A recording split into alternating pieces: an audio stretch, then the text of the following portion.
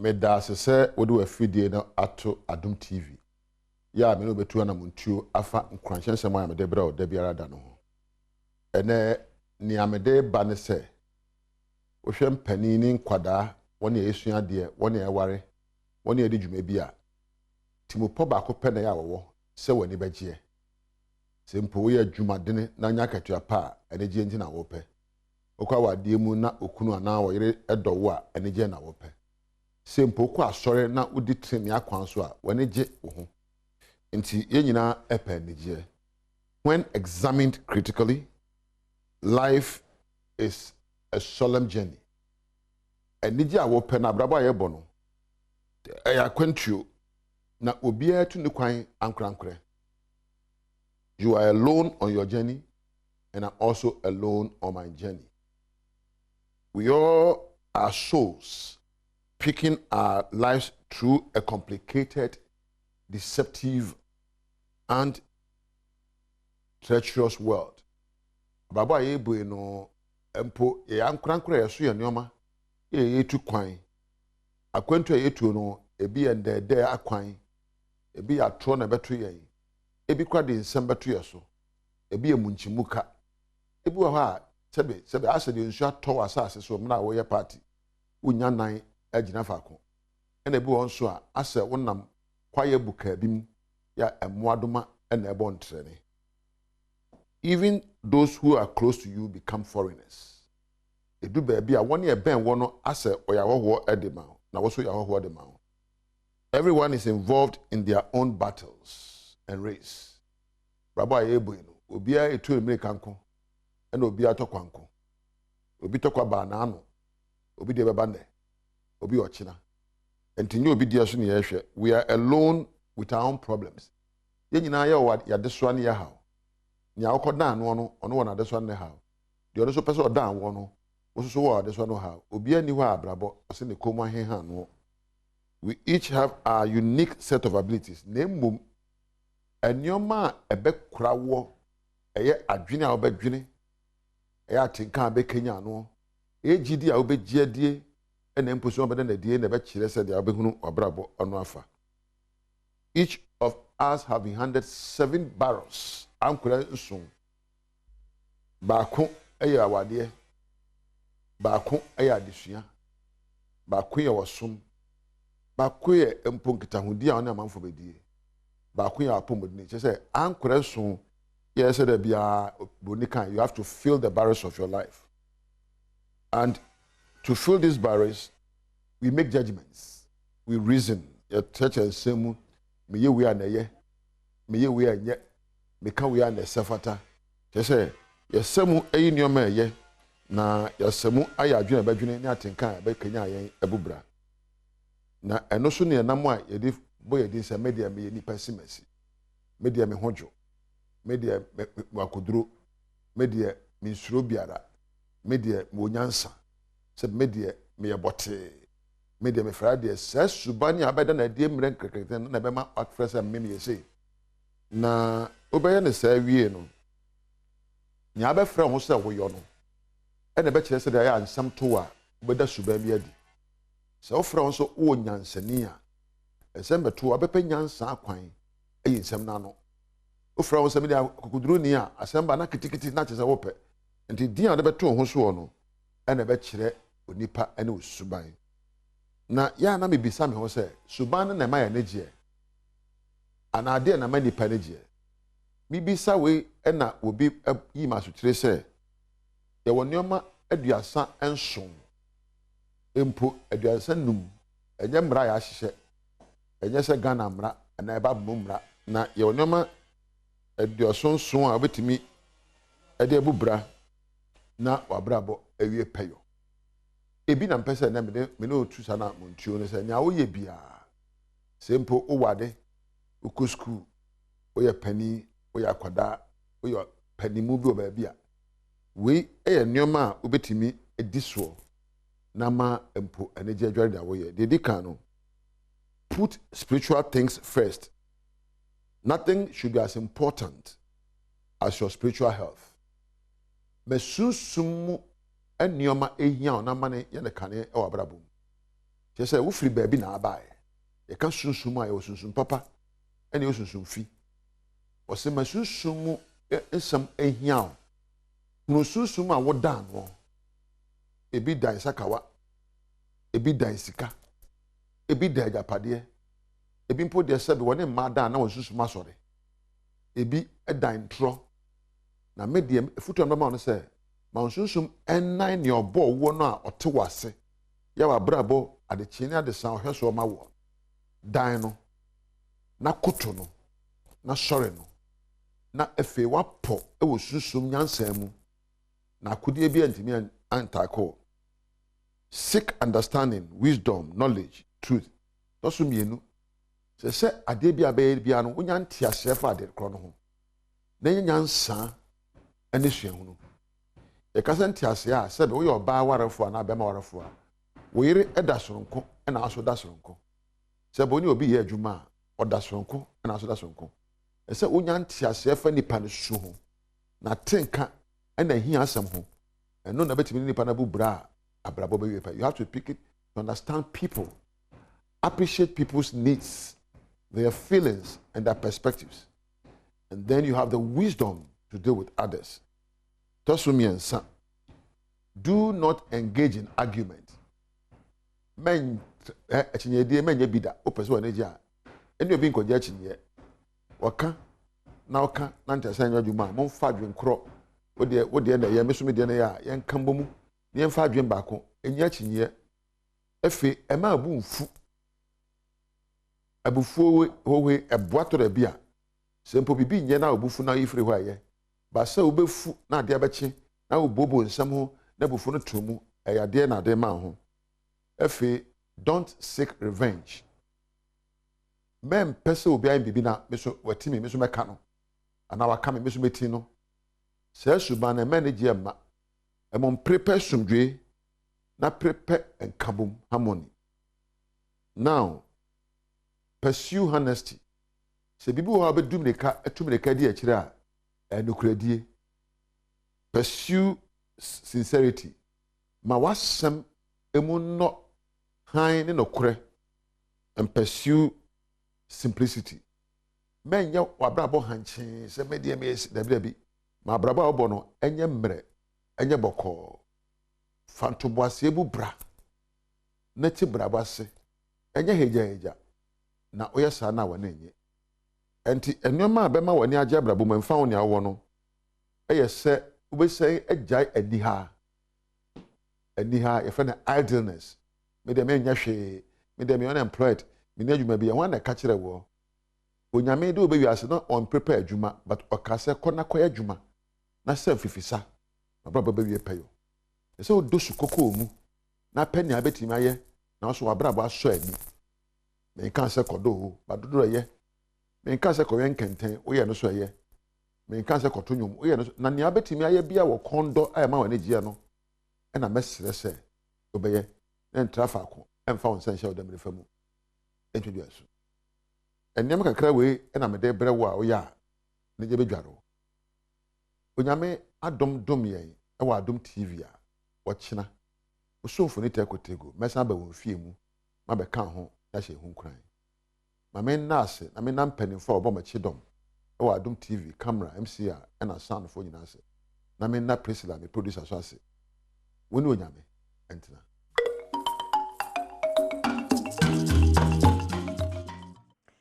And Fiada 21st October 2022 anopano siana de Badwam simano miensakra ena apa ho enti yesrese kase na twenchen na asikakra na momono kase no eba wakwam enti de di makoten bia obetene se dwaboso NI4 ena epa omanfo che se mo ana no mo betro mu din sampa Ghana card no aye krado dada enti mo meje mo ade afen so efutusem ena akode ama oman ne se wo monye de obenam abefo kwaso aye friend se robots no bi na omatumi e de abo cyber crime ho ban ewo omanimo ebi ka we hom ena ema eye bedwam kase medin de ma mechira diamond memoache Jaboso National Identification Authority adwumakuo no na de ensa to nsa yempa omanfo Chelsea na anu a womo abeto sante bope so se Ghana card no mo pebi no aye krado dadada wato won kra so bi amfi won enti womo twen won womaje wade Pepe ameno ka say bi office no adwuma na ye no ha ne say the be register Ghana for no a omanya kwanya anya mass registration bi na say mopap na ye no manya bia omanya kwanya anya bi no ititu ye omo ana omunya 50 years omo ana bibinti no omo wa country mo ana omo ni Ghana ha omo ana bibinti na oyare dada ma wantimi ama MP ama meye registration bi no sabe no eni kwan say yetwa omo ja to 4000 cars ya na we ya so ye ha ya print egu ho a o se timomfo na na sesa fo na eba beje so omo ema emeje Ghana card no ufa so bebre e wo so a ebema oman no yakonkan ebe sere timomfo no se mma ya fa bibia nto nchen na yema ya dwen ko sa efense esisan we ya eba oman no. Her Ladyship Gertrude Araba Asaba Tokono ena ono oye justice wo anasetemwafo wo manyi atemwafo atan kese metre Supreme Court no de afutu ama oman no say ebre no ani so oman no de sika ebe hye bibi ti said your friend robust no bi na ma cyber crime wo mo enam kwati kwa so a abefo homa wo mo twetwam na afi wo mo ye de ense fata no saafo no nyina wo mo atumi acheche won na eto nso atumi atwa to build digital platforms for national and continental value chains goes deep into visionary appreciation of the critical importance of the parts that each national social and economic player has to play and so be accounted for in the digital development process. And when we have put in our best efforts and created masterpieces, which we are definitely striving to do, we cannot forget the thief and destroyer who is never far off. Ambassador Edema Israel Edeba Ghana ha ede futuo ema omanfo a womoba adwumadi na se no. Digital leadership is therefore an important element for Ghana and Africa. And I'm going to follow up on your suggestion, Mr. Hakim, that we should have in this conference also a special segment or a panel for youth. Opening power no eneba liga ho dwumadi ewo asoye a womo enewo national security ano no Osebunsu Dixon enso ede futu ema. In the area of maritime security, SGI has led the development of what is now called the NIMS. The NIMS is the National Integrated Maritime Strategy, which is due to be launched by His Excellency the President. And in that document, one of the most challenging problems that has been outlined, very clearly, in that document has to do with maritime cyber security, which has come to perhaps, I would say, add to our growing burdens of problems on the ocean front. Swafo abedi achira wo hwe emfininyuma eso ne edwade ye Michael Ochiri Befi ena wo kase ewomsa aban no de hihede agu akwamu a wode eboa wo mo a wo makasa ye wonyuma ankrankre boja mechire SMEs for no na so ne nyina achi no Ghana fo binom wo mani nso de aban eye ode sansem yi etodwa ebra Ghana Enterprise Agency for ede sika bi ema enipa bi a wonyuma SSye anase eguye ewo COVID brenim. Hey, you baby, oh, they were just selected randomly or by a party for the wet now. We are Ghana form we on business or we are not on spot to be a buying crowd. But as I said, the human your person cautionty. So it is time more SMEs, no munya support for buying on be upload or buying. No man encourage you and never buying any adjust or baby breaka home. But when we are working and we are not even our effort are not being appreciated. The government be demotivated, and that is not the way to go. And Chief Executive Edema Ghana Enterprise Agency Kusi Yanke ayi enso nsemo de tudwa ebini COVID response grants and the Ghana Economic Transformation Project, World Bank funded through the Ministry of Finance and implemented by Ghana Enterprises Agency.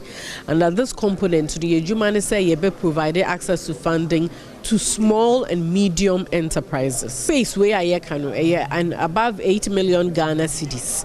Yedi share ejumanu omo buy ende ye ni omo ka ho ye beko so aye to send the kind portal ni open ye revolving application into asa e ba na ekono na ye the support e shimu eboa omo. Esa gota for tiatie no nti enura wala pass abonten so no na edwadie aye bibie wo ho kwajemensa brampa ekwa pro ho de ohu ye no ebinie.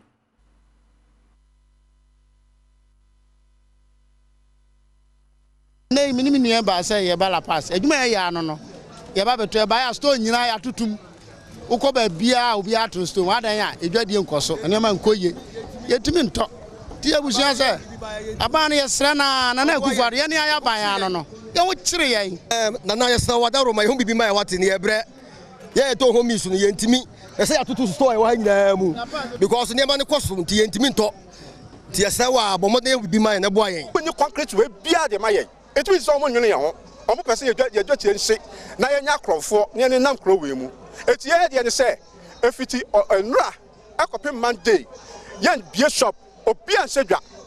Now, so I want to tell you, Francois, the dear Tilbano, on one train. Abaso kan so sa gutafo etiatie yibi so ekoso ewo honom na honso na omatoto store no bi mu sa ewo ho enti wo mo don gutako no bi so ene Adom kase essential for twetwenkomo. See you hanging red flag. That was about 2-3 months ago. Such a new government in share, you know. And a good so I didn't know yes. And a government in a day, yeah, the roadmap with two for them to follow almost as normal implement it. In the same time, you used to red flag, you know. And yes, say, don't do 13. Having a use red flag. 9 years old, don't do 20. After almost on my back, I say, young close to shots. A bedroom on a crow way, you bet him at him. Womanphobia womoton ade wo ho a womo eto womo shop CBM ene Adom News atwetwenkomo.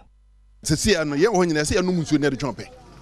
Se ne obrane tie biara ye se yetimi pre na ye dachi ye nyane na dachi ye ma no ebeba. Yo se ye se tranta ne wo hu na ma se bedu baby no ye so man so ye san ko ye kura se. Me ntia se ne se ye se ye tutu storm na bi fa kire eyi bi ma obi. Anya sa de ache se ye nyina ya ba gina ha se se a me so me dan obi. Me dan obi enipa no so me dan no no so me ni store e na me so be gina store nanim.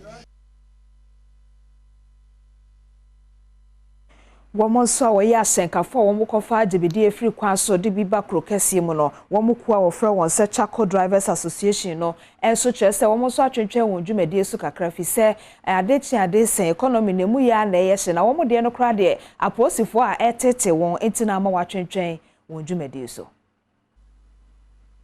Ya bidi every ba wanchi mampo kintampo atebubu ajura wa baby abidi every ba biano obia teminka biano obia breaking the car ensifie ekom ekire nipa nyansa enkum nipa mum breaking car so nsi o ensa awoba anyinam yebechiwo yechiwa yebefa o oboboka yesrama obia parking the car mo bia ntuka no onto se ena bidie na aba ochina ebe ya abro ebe ya ntos ebe ya bode di ye ne anu ma mo fa budie abro bode entos bayire ebe ya mo why obia parking the car enwachi ashenkafo bi ene Adom kase etwetwen ehun komo mo fa so ne se ye load buy no mo se ya file insecure loading ne chino enu anse ya ju kaki insecure loading no want to me bisa commander say insecure loading kire me na menti asiansa so obechimi atumi a wa chimi atumu omo ye sa achi ye ka ba ko 17 echi enyina atumu kan ya de akwagugu ses abra ya ntwe ya no asem ha ya damu damiensa omo de be court no anwumre 2 o'clock in fact meti wo menya yalefo na so bo na omo de ko share meti wo yi ama ese kura no mani su nyina chiri me baby abidi every ba wo oti mantam nim enkwanta north mensi no so mo kire se ohia de adokoro won na de ma wani ba won ho so sa de ho no eye na no Ghana Statistical Service for nkontabu a wo mo ede beto abonten wo mo de sobo no nyina de abo aban aba ne aban akose aban bia ni ho a wa ba nkwanta north fo wo ma nani eku won ho enti ena wo mo sa ate bia nim kahanu yakwa afom ansana yabedi afom kwana ayeso yekono yebeye bibi ansana yanye bi ne yadi ahanu enkoye maye enwachi ena mensini krache William Nawuma enso eni Adom kase etwetwe enkomo ekasa efa Ghana Statistical Service enhwehwemu a wode betu dwa no eho ye kwan ye ni kwanpa ne tosume no ensiopa aye no se ye wo nsuo a eye koradwin na se ye numa fa yare wa biara emre ye bit se typhoid emma ban kwanta no be ni nsuo pa nti eno nti se obi ye adwuma afimu a se kana obenya no nsuo a wonnom nti no wanye yare bit se typhoid na se se odi ko hospital sika nyina esan ye da ekọ yare afa no wasan abatina fi nti nsuo a ye nom no kwanta no be ni nsuo pa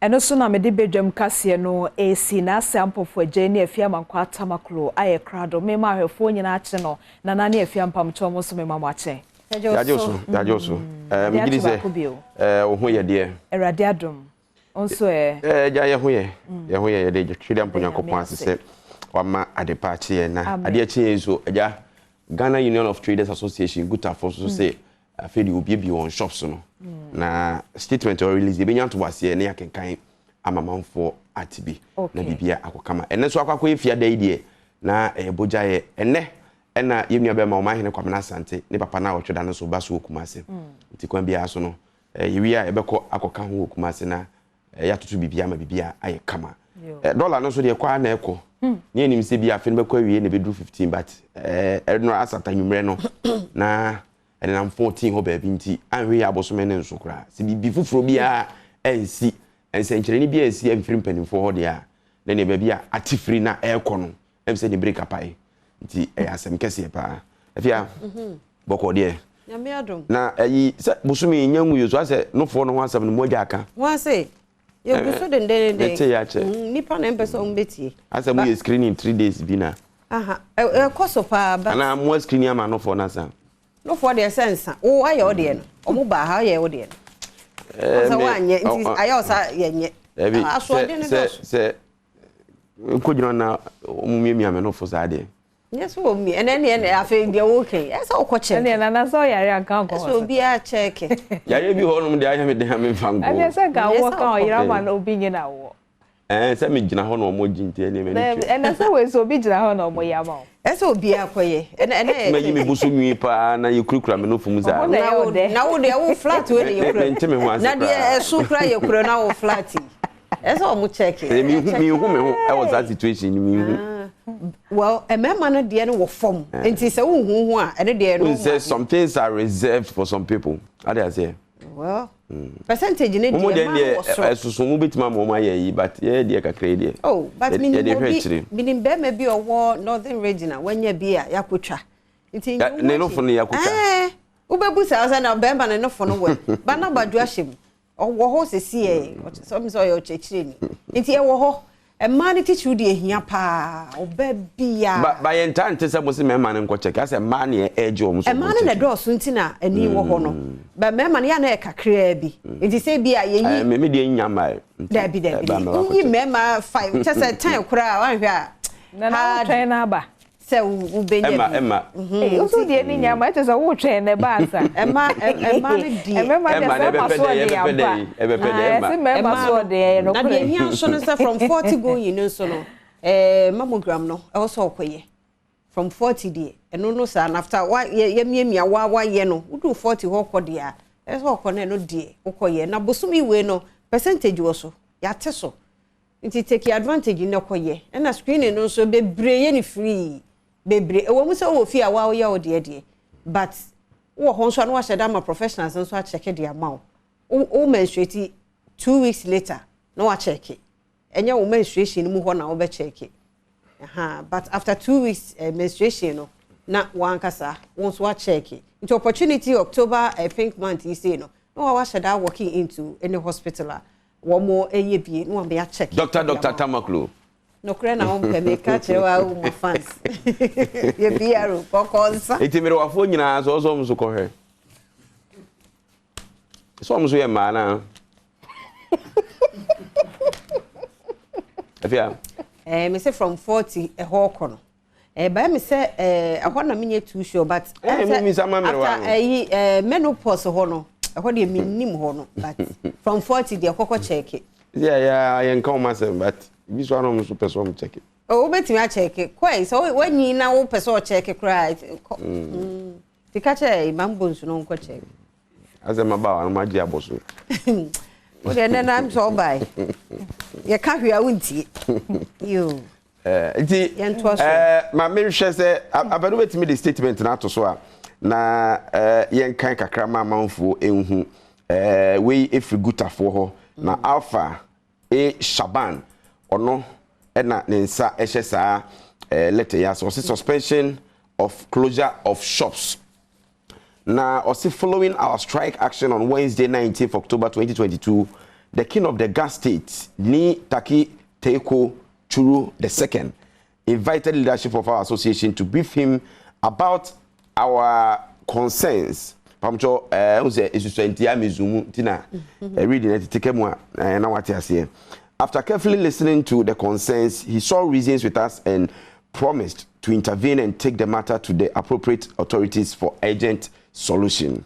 Immediately after the meeting with the king, the President of the Republic also invited us and listened to our grievances and the recommendations thereon. He then called for the setting up of a working committee made up of Ministry of Trade and Industry, National Security, and GUTA to swiftly come out with a pragmatic measures to solve the challenges, and that most of our recommendations would be factored in the ongoing IMF discussions. On this note, we wish to sincerely thank His Majesty Keni Taki Teiko Churu II for his intervention and wise counseling. We also thank the Office of the Council of State and all its honorable members and the staff for playing important role in the matter right from the early stages to date. Finally, we thank His Excellency the President of the Republic, Nana Dankwa Akufo-Addo, for understanding and appreciating the degree of our challenges and setting up a joint working committee for expeditious action. In view of all this goodwill from these great personalities, we wish to appeal to our teaming members and the entire trading community to participate or who participated in this strike action to reopen their shops from tomorrow 21st, that's today, 21st, as we continue to pursue the process for immediate solution. Gutafo, I know this ena menyan to basie biem kete ede amamo na yera Joseph Oben Dr. Joseph Oben ono ye penimpa o da guta ano enso ewo message for us enche bia kwakuti if ya utie statement na de kenyina ne se ye gamanche ni Teiko Churu II eton safre gutafo abrom toto mo shops mu ena na ukwada no ena ono mo tena ase se peso utie adekro poten eye omunyina so na wanamontu bi onu so tu aboa ampa omene ni didi nkomo ewieye no onu so jitu mu se anamontu bi ese fata bi obetu na omene ni edi nkomo wieye akwansi na another course ba ya free omampani so omampani so okumase so obeduru ye na onu so frɛ wo mu onu mo tena ase na obisa wo mu tie wo mu ha onu mu yie seja pani watekra na so kan biem na otie nti otie wieye na so set up a joint committee aguta for nankasaka ho trade ministry ni national security for eka ho na omompe kon be fa so animanimu ya no obe de ekosoro ho bibi na face kura no so ombo se enkomodie yi yesu di aguta for ne ban IMF enkomodie ni omudi no ye kwa koka ya desrede no ho no so ahwe aye ho bibi nti wada ye temam enkramanche ase nti am kobo temamanche din I think next weekend. Oh, okay. Starting weekend here akwa kutu next weekend.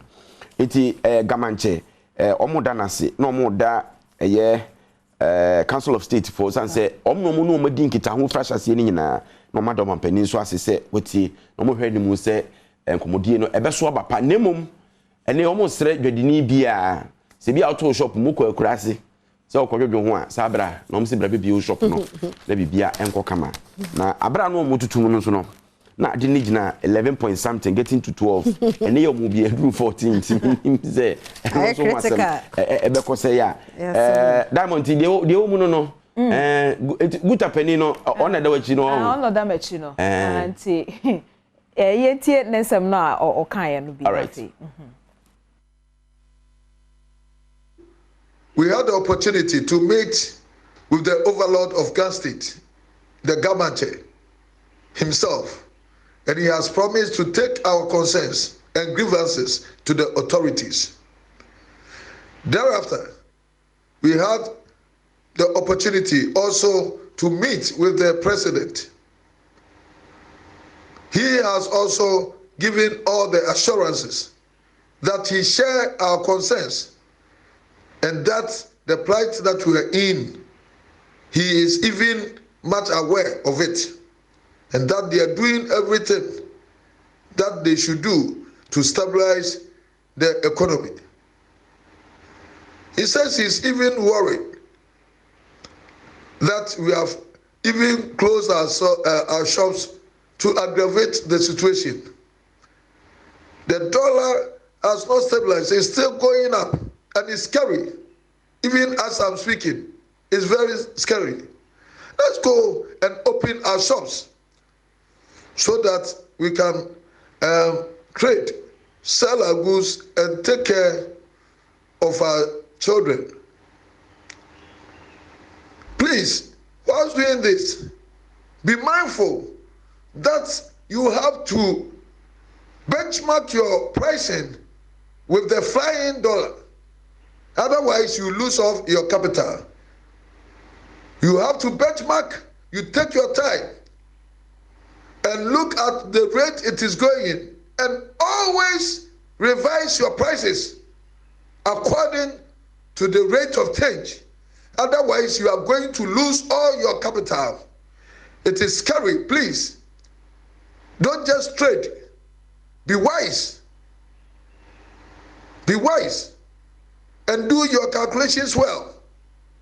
Otherwise, all your capital will be consumed by this unfortunate situation that we find ourselves. Thank you very much. You've done very well. And you've made your statement very clear. The whole world have listened to your plight, and we know how it may come. We know that our effort will never be in vain. You've done well. I'm proud of you. Please go and open your shops and be mindful of the effects of this foreign exchange. Be conscious. Open your eyes and rearrange your prices to suit the changes so that your capitals are not only number asam no kan no mete wan to kra chire die die so enti bie die mu ko bie na obanyansafo ebu ne be yen kana sem ta no opa kire se mu ko bia mo hwe ba bia enioma mpempem so akoduru na mo ntutum za pepepe na sebe unze penifo kan se mi se kwase de dibwa boka what is happening da asamuni ejebi o awonye kwase aso tumi oka but gama chaya de se o ye pani wo hu ye ohen na o hwe de ekoso a na ofre wom na ma pani so ayade simple free mu no so se maba masem ne sen gutafo so ayade pa se o mo ka kire o mo ho se efi sa break si 24 na so empani akasenti o ma ye setie enti omo nyina o ma yade ni nyina ko wie Ghana nkanko ene ne mpontio enti me question me bisa me ho last na obi kana asem duo no akan enkyire mu me bisa say de pa nti na ma seed no wo form a dollar no ekosa sika se ya na etwa mutwa ngumai e be ya na etwa ene ye wododo so o me say me say e de pa o me say sisi ye ya ye ka say panic buying of the dollar what you say apeja you say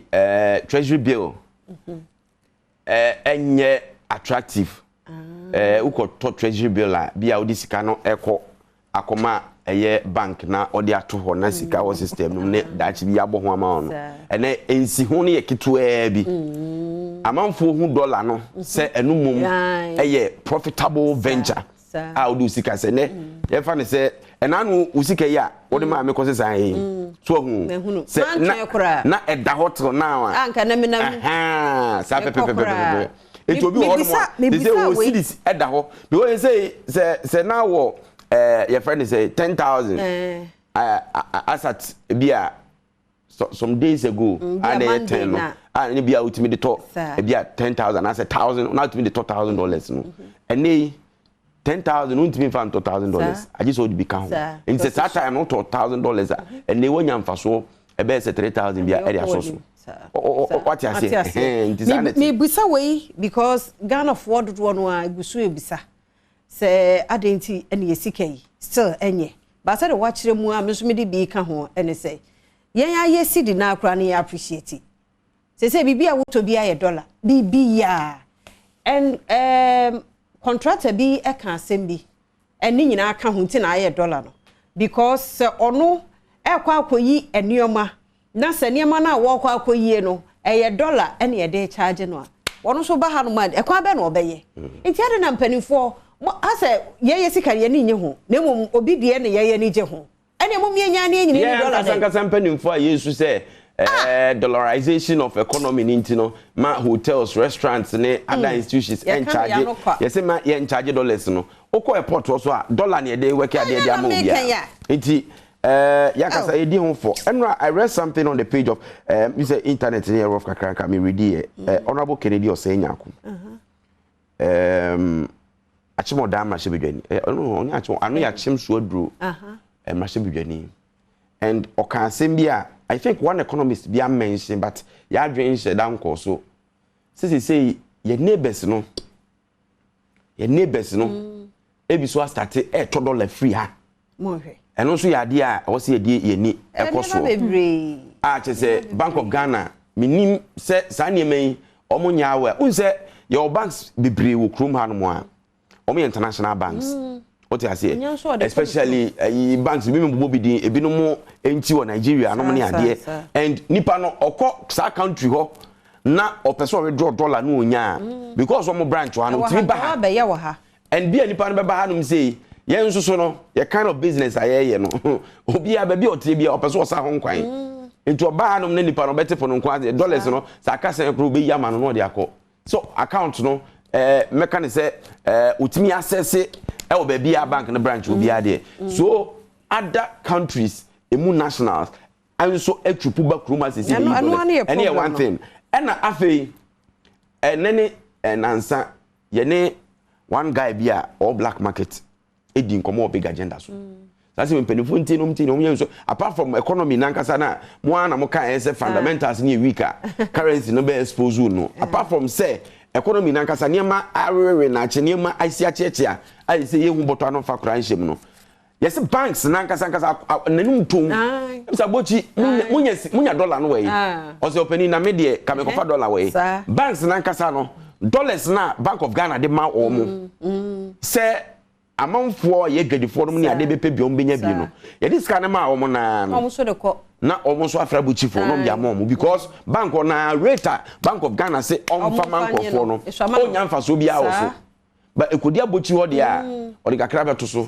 wenye me na meka de ekoso no asa voice no ho kwa online and banks na kasa ya we because wo de opa if you out ne ya for $100,000 ekokoto bank na the next day ko say oh utu kwan na so okofa ne mentu $100,000 ye nya mawo enya because say anya mawo 10,000 ye dia afa kira mabuchi so on fa ko gina kwan ho no fa kakra nto so because ye ka $1 no $1 no so nya $1 bia so kra no 50 pesos na sa what $100,000 said we nya also eti e bia wo hunu yes obeka se swa but esika pa Iti dwuma amanfo so AD or banks no. I wish say Bank of Ghana or more be independent. I was almost sitting. Yes, audit no ma check side ya ken. Because na one we do weekend no 15 ya hit here you. One by end of year no. One here you don't you ready hu yambo. Yay. And serious economic management team. It has social anymore. And antidote to be any ho. Remedy be any ho. I'm just a man penny. Be any wa. I don't want can we. Yes or enough. It won't take. Meaning so bad ya. No, because say. Because and I penny can't say be because one man won't here. It may we say good affairs woman in Abusia. I come good tea and say. Don't put one penny when problem na mo kana. Oh is it? No ya tisem. Afa no wetie fi omo wankasa. Ono so say ye so kroma bia woni. No no ni ma wo be da hu. O te keke. No ese man penny abedi. O man penny nko ani nipa diamond. Nana. Ade chia no pay say. Chief of staff at the briefing beko. No the ministers ni hwan mo de beko. Chief of defense staff military side. Ono so de beba. Ghana Police Service here Adampare ebekwa akọ brief no. The ministers nyina the open briefing won obi ya na just a call. Ti de ekosu bia opeso ohun nko ade obehu. Ade so na ade so oto na. We dey say fellow Ghanaians. Yes o mo ba bonten. No mo de Ghana fo ye medi nkomo because on say ade no ahokyere no abama ewo mu say wuntime fa sika no kata ye say wonam Ghana hwene mu. Wuntime fa sika no mehye boto mu de. But be explain bibi kire yen. Because seriously, I know you. They say government. They also want narration na leaders who nyina say IMF beba. IMF ni. No my. Say better so na IMF say ye nya. Na say eno ano no. Ha. Ye fancy here. IMF focus say ye nya mo a. Na say kofie ko. Because ye nkasa they say they ohwemu a. Yes, I'm believe omo ba no ye be kasa. Say Sunday wo free. Eno okwapu mantem. I told 3 days on. How do you need 2 days? Yes, I'm penny ban on near Becassa. So, no more action, Eddie. So, only your Cassandra, you can't hear career action, Eddie. A diamond. Yes, I'm so, Papa. COVID dear by near who dear. But what should a work room as is saying? A which I COVID no. It is a COVID time, not president, it me address here. Now what you be consider you on what I think Ahucha is a woman. The president should start addressing us. I can be betrayed and my hope. Because Obi Abesi NBA AI hopeless. What I say? Mr. COVID never any person in home. Say Ahucha no system wouldn't ni pay wo. Easy. Ahucha na no ayete o mampani start address here. Na ne kasa no so a wo kasa na nsan no so no o ma ehun no enti kakra go bi no mo feel say ase hwemfa no ho answers are you beside the questions or them man no e bi mo feel say ase o mampani say bibi amfa no ho biem.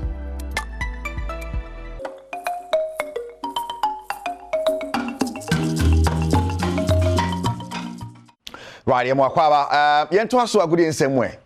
Yeah, and some of the doors pa there's a fata sautin in the every my coin and pay. Ya wa no idea bro. Oneexpert.com or this year konkonsa na ya dey ba betting companies na buze na dey abasa be bogu. So, na rasa Leicester for na pressure ya ba na dey on be bogu ni ade. See, we say matches ni si kwa family ensan bia o de kakra gusu down na wo kono. Yes, Oneexpert.com Gfast Mesha enso kan ho no pay oba be gina nice so bema obegina nice way Gfast Mesha. Me ka say oba gina nice so asa ase. Bema so say ogina nice so abi you know that. Oh, of course, into a Gfast mixture. And of course, set more gel and roll on. Paint the quiet, set more gel and roll on. Set more gel and roll on. And I can be also making for the amount of Promodia Concon and you didn't seven at the air walk. Kijuan Cassani, Eric Cassidu, Sergio Mano Chobana Paribo Chemi producers and I pay Oneexpert.com. Match seen now, I'm how the Gua, Udisika Diago, but Yemon World Cup minutes, few days to go, and Sam El Hadari, and the oldest player ever to play at a World Cup. Now, Sergio Mano Chodia Ballroom. About Cosem Bebri, in our top form, World Cup, I can't see anymore. Nipa to Drona, a diwa dance, Nebakwa danson. Ye be memua, yan to Tunaseno, a player, Nani Fiani Wanimupa. Ya kense wo gina mu bia wo si bi na kire se ne player wanyini pa ya wo je pere di agro ni bi no Egypt goalkeeper Sam El Hadari ono ye sa bakosem ya ebesi ne obi antumi nyi mfiri nsem afi 2018 akense 2 dwa Russia no ɛno no World Cup atu dwa ɛsan twa toɔ ɛde ma Hadari na wɔdi mfinhyia aduanan num ɛna saa kɛnsikasie wɔgye pene a wɔkɔte ne man Egypt anim ɛna afei ɛbibima mu ha nyinaa anim. Right, and so World Cup everybody so ABC ako na yeko remu yeka World Cup semoro wonim say aka 4 weeks na ye connect say bosomi ansa ye bo remu World Cup aka se kesera say na the president of the land na dan Akufo-Addo na wo chire mu say gidi a wo Black Stars mu nyasam ketwa o gidi say yeko aka surprise we are seeing na bi. As an unusual choice. No World Cup has ever been played in that part of the world before. This is the first. It's a breakthrough for them. And my understanding is that they have gone out of their way to put up a really good, tournament. Facilities and everything here are first class. So we should have no grounds for complaint. The important thing is that all of us, the nation, that we give maximum support to our people, our young people, to go and give off their best. And if they are able to give off their best, they'll go far because Ghanaian footballers are amongst the best in the world. Of course, with the usual luck that you need in football. Instead of the thing hitting the bar, it goes in. All football people, we know that there's a lot that hangs on that, whether it hits the bar or goes in. So we have to pray that the good Lord favors us on such occasions. And if it does, I have a lot of confidence about the quality of the people that are being selected. And I'm happy that many of the Ghanaian diaspora under your leadership are being brought in as much as possible. Those who have the heart for the country are being brought in to come and play. I think you've done very well in going out. I've been following it, going out to search for those who are interested. Let's all do our bit. Our bit is to create the conditions for them to excel. That's what we have to do, whether we are politicians or football administrators. We give them the best conditions, and then we leave the technical people and the players to sort out the rest. And if things go well, I don't know. I have a feeling that we're going to come and hear some good news from the Black Stars in this tournament. It'd be a great. Right, President Nana Dankwa Akufo-Addo. No, OGD is a Black Stars but.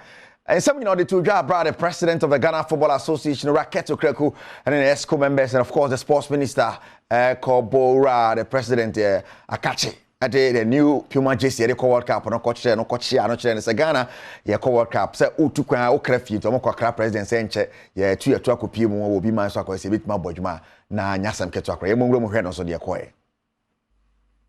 Now, as part of the preparations, our technical sponsor, which is Puma, have presented to us a new strip. One away, we call it away, and the other one a home strip. One in red, blessed with the classical Ghanaian colors, and one in white. And we believe that as the #1 fan of the senior national team, it is important for us to present these strips to you so you can have a first feel of the original strip. This one is not kalabule. It's not the fake one. Original, fresh from the oven. Yes. So the one I have here is what we call the away one, Mr. President. I understand that you were a top footballer. Yes. So you can see clearly that we have his name boldly on the strip, and in front of it you will see our proud colors in kente, and this will be worn by the team. Now, before I make the official presentation, this is the white. That's the home one. That's the home one, yes. It's very sleek.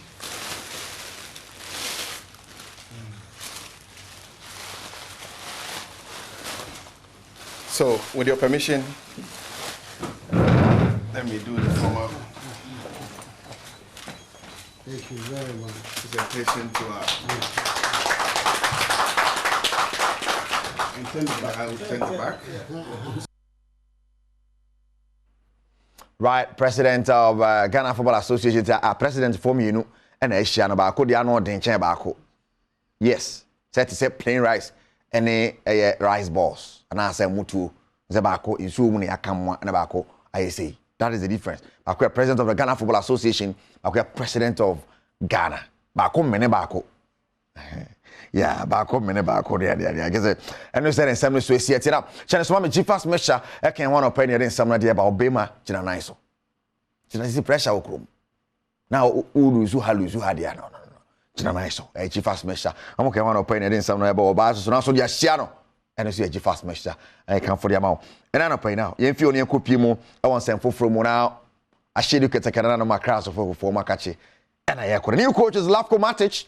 I bet you move about Madiama, House of Folk, why the first interview, no your boy, Nipan Sari, Jordan Kakra, Bending, near Tugumezo, Jobo San, watch them say, House of Folk, a big team, one of the big teams in the world, one of the best teams in the world. Now, they're about calling any sweating who are there, but say, has bet J, a year trophies, no matter Tontana. I love Corono, Manankasa. It's a big challenge, and I coming in a very big club. We want to make a big success. We want to try to find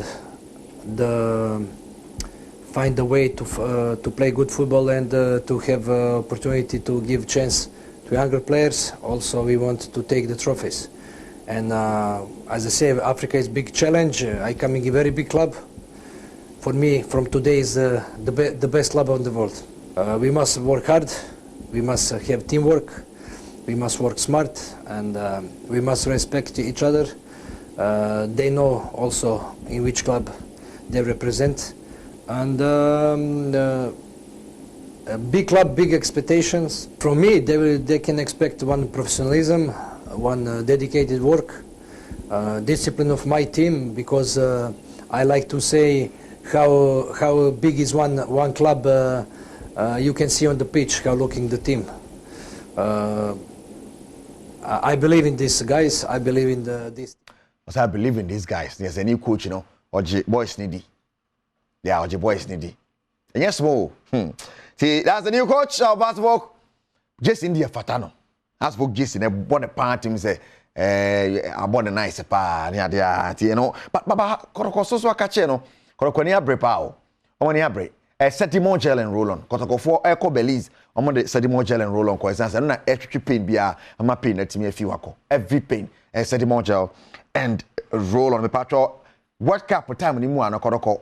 But you start no money Ghana. No more Belize. And no money a Belize national team no kobo your vacancy back wa. And ya sem keto akra. And I am upon say CEO at the Makotoko or your bro mo could do anywhere. Your bombo mutinko say kuli.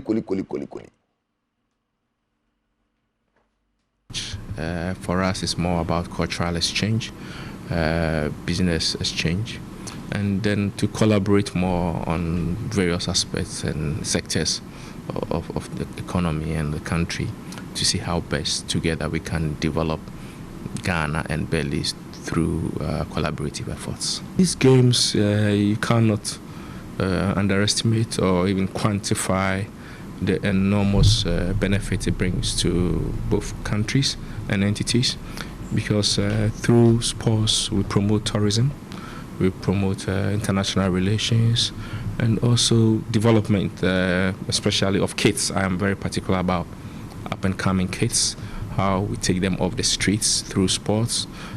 Sports is also a business, especially football is a multinational business, multi-billion-dollar industry. And we have to seize every opportunity to take our fair share of this cake. And we can only do that through collaborative efforts, as I mentioned. Everybody knows Ghana to be a football superpower. We've been to 3 World Cups already, going on our 4th one. And we know the impact that such tournaments bring to our nation. We've won the Under-17 World Cup on 2 occasions. We've won the Under-20 World Cup, actually the only African country to win the Under-20 FIFA World Cup. And we believe that we can help Belize through these exchanges to also develop their football and to work on the path of Ghana in terms of football development in particular, and general development of all the sectors. Nana Yamponsa. No boys, no boko, Cassayu bomb tinko, bomb saying, yeah, so Matema Kumasa, Santa Coroko, my catching on. Channel Somame, you have black meteors on what one, you're interested in city, I want him say weekend, you mujina kono against Mozambique. The Black Meteors of Ghana. Coach Tanko and then Rantian on our one more echo recipe to me a fire there and 23 AFCON and a Ghana recipe to me a qualifier. Canada free banner and I think so no. The man I Kasa I some get to Accra. One striker with anymore. Black Stars or Kobe and a 20 with him. Black Meteors with him. The man Daniel free banner or Kasa head of that game against Mozambique. My motivation is always to win for the country. Yeah, I always want my motherland to feel proud of me. For the team to, as we said, we want to set a record as we did in under 20 and then the Black Galaxy. Yeah, we want to set a record in Ghana. We want to qualify again with the team so that we say our time, we qualify. Yeah. I would like to tell all Ghanaians that they should keep praying and then supporting us, and then we are not going to fail them. We make them proud. Yes, the man, Starboy, Daniel free banner. And watching them up, I saw a record near the area. They are more against Mozambique. Immediately, they are updates of that game. Now, you so now you fancy and pay oneexpert.com. Can when you didn't sound the Bible better oneexpert.com. Now, G-Fast mixture or by General so be imagine on so Setimo gel and roll on a Sunnis Pharmacy in Akofaba. One more our Shaman station at Facebook Tema from 0208 219 129 0208 219 129 and 0208 986 731. Now on a Setimo challenge roll on penny for 2.2 to do. Say I didn't know one and yeah, Nike said no, so no. Yenina Sona, Yen Fancy Sergio Manocho, I'm a producer, image where. And I share my tadia and I pay. Kai said what the Nankasabaka Kejwano. Erica see du boydini.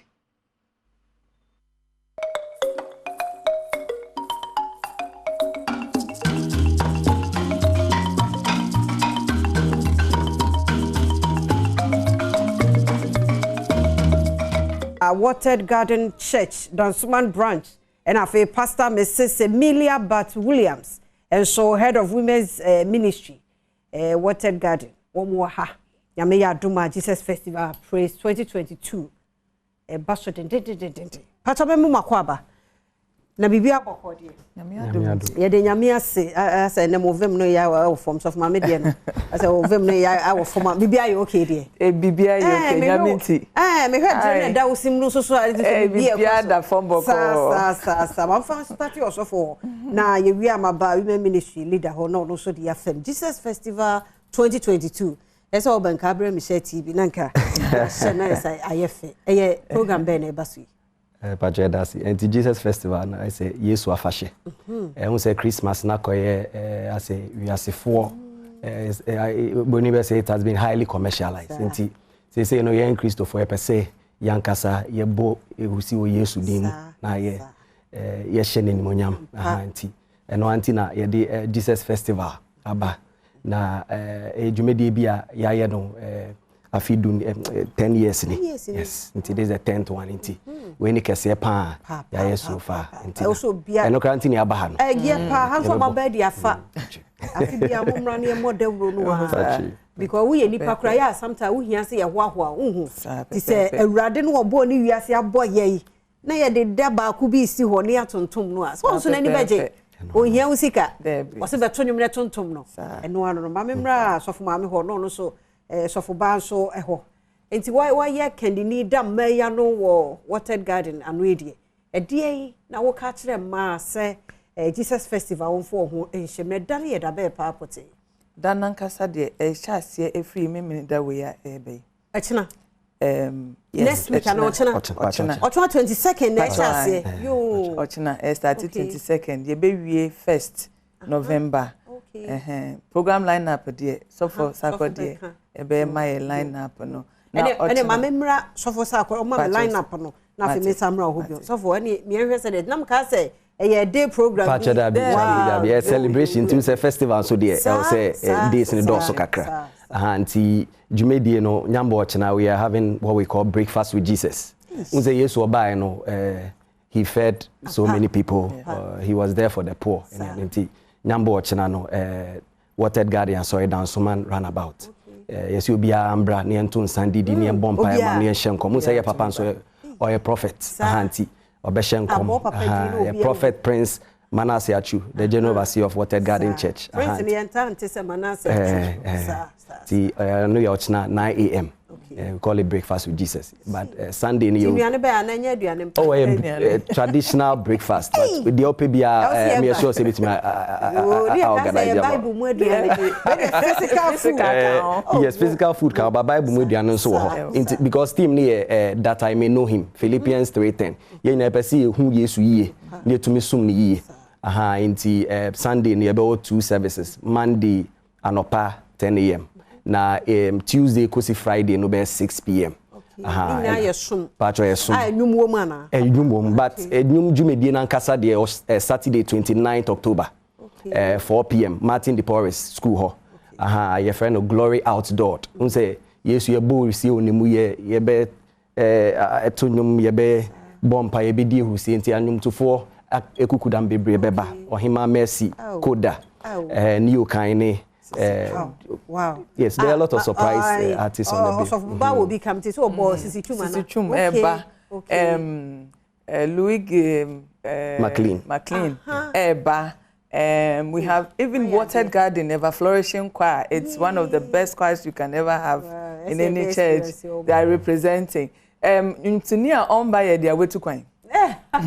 Obieba Obieba bi na man wo da meya no die wo se man wo Water Garden ye frefre man ka ye nso ne eba e kyan de ni hia me pa o se bo no aya ma di enimu a na edimu e na edimu inti no ye dede as a man no when we take it to our families on the streets everywhere ye pese ye dede mo obia hu say Jesus no ye nyankopon na obu ye osori ma ye no da so ti ase ni tumi ni ye adwuma into almost festival there a celebration and I wa fashe bebre e wo wiase into we no yen ya sheda say ye tu sa enano esi ho e de yi enyankopon ya ama agbonose ama obi atenenka into e ma no ye die nim pa senia e ma di David enim e bonose no sa na ye di enim abosi ama Jesus and e start ochna patch ochna e ko see next week 29th na no no 1st November yeah the paibo and ebe twa jumedi nso okay 29 Glory Outdoor 4 p.m. to be ambra what Martin de Porres school down Sumaran about na ye benyo obi number bia we dey me ma okay. My number be na. Pachu. See my your office, your friend Pastor Norbert. Okay. Into the number is 024 30 87 949. 024 30 87 949. Yeah, catch Pastor Norbert. Onye steady na course e be balance mo. By yourself.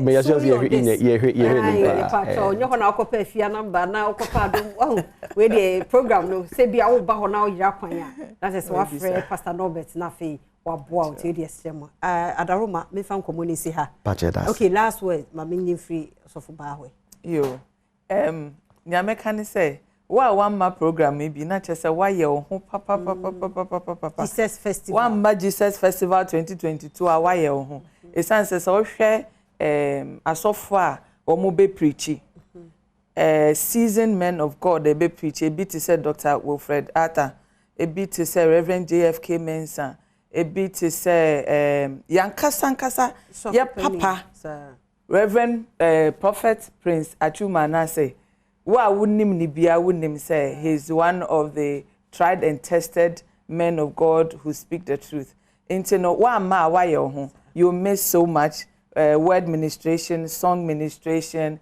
any impartation na ebe koso wo ho. Intimacy bra. Na mi shira mo papa. Oso ebe ba ho. Na the days aka nyina ba medidi enya da days no ho udidie na woto aso cheche yangwa ibehia ho me no nkomodie fancy ha de du so no ye share na yuta so wa wani tia yuta ga de be bia strike chese wo mo asam na binding tea na sa binding tea ye no so de strike tia no a na labor commission ene wo mo edi nsawo so ne be kwa ahoma no so na ye ne president ema yuta Dr. Samuel Nkumba Edinkomo. Dog no pay yamuache dase. Thank you very much. Ya dase papa no pay da je ni hokran so waje en so. Adaroba mone Labor Commission penifo atna se ase back and forth no mo saa. Ende yi mujira paya ete say if he said the omo kanyina the omo kanyina wo mato wo mahu. Ena ko omo sre say negotiation table mu gu so anka mo ho. Tinka strike ne die adaroma mo fa mra form na fe enkomodie no enkoso sa moje atum. Well, and you can sure usually no either say you be accept the condition of service and say you to anamumbi say you cost striker. Usually no general membership of the association and ASR determination no. Until umukaya no yes you money say yenya umwe written ruling na no ebanwa. And then the National Executive Committee, ebeshia to take a decision as advice to general membership. And various campuses and various unions, meetings, with general members, to inform them of the ruling, National Labour Commission, Edibai. Okay. And then on the basis of that, the members, would make a determination. Now, near can I say, what is at stake, and yes, negotiation for being any government. Government and etu anomombia na emfa the right path. Say unubi wo agreement. More signing condition of service agreement. It has taken effect. You sit in the office unilaterally, not what varies our condition with a recourse to the employer. No, that is employee. That is the problem. It's a negotiation for and from the Labour Commission ruling, it is not right. Say anka abesa. It is simple, restore us to the condition of service and then you varied it negatively. I think so. The only trouble is the claim is that there is no money. So if there's no money, what next is that agree with the union, say, we have agreed, say, condition of service, ananka, you were entitled to, we varied it, we have accepted, say, we would restore you to that. Now, so we are not able to pay immediately. These are the terms of payment, if we agree, then that solves the matter. And then new negotiation be a negotiation. So I don't know, the welcome members within the week for a couple of emergency meetings across the various campuses now. Whatever our decision would be, now I'll communicate it to NLC government and then the public. Sa negotiation table ma wo hono mo chepa ntino me nimu die na wakasa ne baabi no na ya say tua no won peso obetua na se ne se huntia fi se de wo kan asese omo no mo tena se yie na the same condition of service de mo keka kan nyina akora no se nya ni nyina mpo a e bia percentage bi a wa bo gitum se okay wa ye bi nti e beji atum no identify one thing was se tua no peso obetua wo hwe wo mo ne montam nkitam die na. So I don't know, they will be the best persons to answer because in June of 2021, and yes, I agreement. But I only say fuel prices. That is the basis. That's the reason for the strike. 2021 June, yes, I agreement says fuel prices cost once every 6 months. I say any abention on to me. You say the announced ex-pump rate, to determine fuel allowances.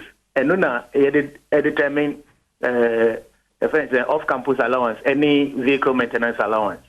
Yes, I agreement June 2021. December say yenya first review. Government and yet June 2022. The review bar or say it doesn't affect the rest of the workers. It doesn't affect the off-campus allowance. It doesn't affect the vehicle maintenance allowance. Muka say you were varying the condition from instead of say assuming say we are office bearer. Now you are entitled to say 10 gallons of fuel per month. You see, from April, no government say we are no longer going to peg it in gallons. And Nukrano, you didn't consult the employees. You just sat in the office and wrote to say you are varying that from instead of gallons, you are giving an absolute figure in monetary terms. Why wouldn't you say okay, gallons are near fuel 15 cedis? No, not just say you are going to be getting 15 cedis per liter.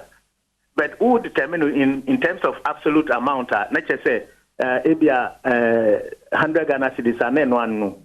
Despite the increases in fuel prices. And no, yet sure, say it is not right, say they didn't respond. Labour Commission, 7 working days, so within which they should respond, one responding. And second one, we buy, June, then you come back after August, our implementing in the first month. It's the new rate, announcing, Then you come back in August and say that one was not applicable to off-campus and vehicle maintenance until Umunchi sign. I mean, it just doesn't add up. So the back and forth, so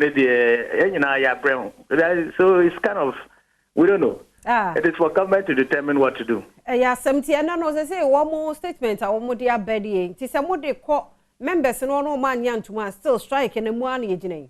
Oh yeah, simple as that. And I not just said because we are just waiting for government to say we have agreed to say your condition of service and we varied it to your disadvantage. We are restoring you. But we can't pay immediately because of ABCD. By close of December, then we are back to work. I can say everybody agrees and it was not right. And so the restoration has to happen. Restoration is but now you can't pay immediately. That is when there will be the need for us to engage. Say, okay, I can't pay. When can you pay? And how are you going to pay it? That is all. Now when what come on say and I tell the 3 years no much your money. But okay, yeah, last week I called Labour Commission and a Labour Commission my Friday and Monday to engage on that subject of you are restoring us, you can't pay immediately, you will pay it this way. Instead of say that was supposed to be the conversation, the reason why we even declared a strike. Now, say Ubekaya, the first time I see a Boko strike, 13th of this month, say that date, and that was the date our Labour Commission referred to a meeting. And the Labour Commission gave us Friday and Monday, say we should engage because technically, government didn't have a point in terms of say you vary somebody's condition of service to his advantage and without recourse to the person. Friday, a call meeting, instead of say government will be talking about how it plans to pay, it was talking about say Yensanti committee for 10-member committee we will go and negotiate on off-campus allowances and vehicle maintenance on one fan but and we thought that was diversionary because the core of the reason why Labour Commission Friday and Monday to engage, they were diverting from that. And unions declare strike. Enti ani yen hwe ne no sabre ya fe na aba enti mu no mo kwa members kwa kwhia di komo the members be kana mo so mre kwa eto Labour Commission pelifo ani mo ho yo yes ya bompa ya members be gi atumo na fe mo asa akotena so biem na asudwe because mitie asamentie Labour Commission ne fa no de se de metie wo de ate ase basa sa na tie de na se mu ya because nkiyenye ni say na so wonni sa nkomo no se san ko ba bi foforo de na say ye nkoye ni ye da so agina de kroba akono a nka bi a mutie ni ye say nka ye be move forward no san so affect students ne pa affect omo affect oh yes most definitely because anka University of Ghana say PhD for anka so mo oral exams and Neman Kitty graduation final year students and say entering graduated by November. Now Ebani says strike no continue now Antony upload the results now let's say Nina idea students no. So PhD by Vesanka say we have suspended them. Final year students. Be graded, but we can't upload the results for them to graduate because of the industrial action. certainly there is an effect around the country. Hey, serious. So yes, I'm saying what say students no cry trying this time no so cry no e maso ho. And they be entering maso. Hey, that's money. Dog would not permit for see a best at was so brace and brown when members eating common or nothing. I said in Comoya does say. Dr. Samuel in Kumba and I say no and can you take president and you know Eddie and Como and no. Mame enye sankra to ye emraf say ye manu nyame adom yanti apobia we ne final no ye beko ho na BC candidate ahodo wo my Ghana mu nso yakohwe de ekoso ho ye kwaba na o hwede ne ye fiada enti ya wonim se de ye no ye da fiada na ansa ne ye be hyase no happy birthday nko emba Mr. Richard Abeka Ideal College Tama Committee 5 branch ho and our we papa be Mrs. Dorcas Abeka and your busiani nyina wish you a happy birthday nyame hira onye okese kwesi so be kese pa na meba oba so no ho ansa na ansa na meba no ho no na say what said na ye ma no ya bompa ya nyame adom no apobia no apo no de nyame nti apobia mpie ho nti o be ye nkudimdifo na enro ebi wie enenso ebi eba be wie nti we mayenko Western region Yamani boni lo tewia ewo ho ti wo hwese de wo mayemfoni no a lo so temenka yamo ache mo akwa ba na school bay na center bay e na wo ho no mo sesie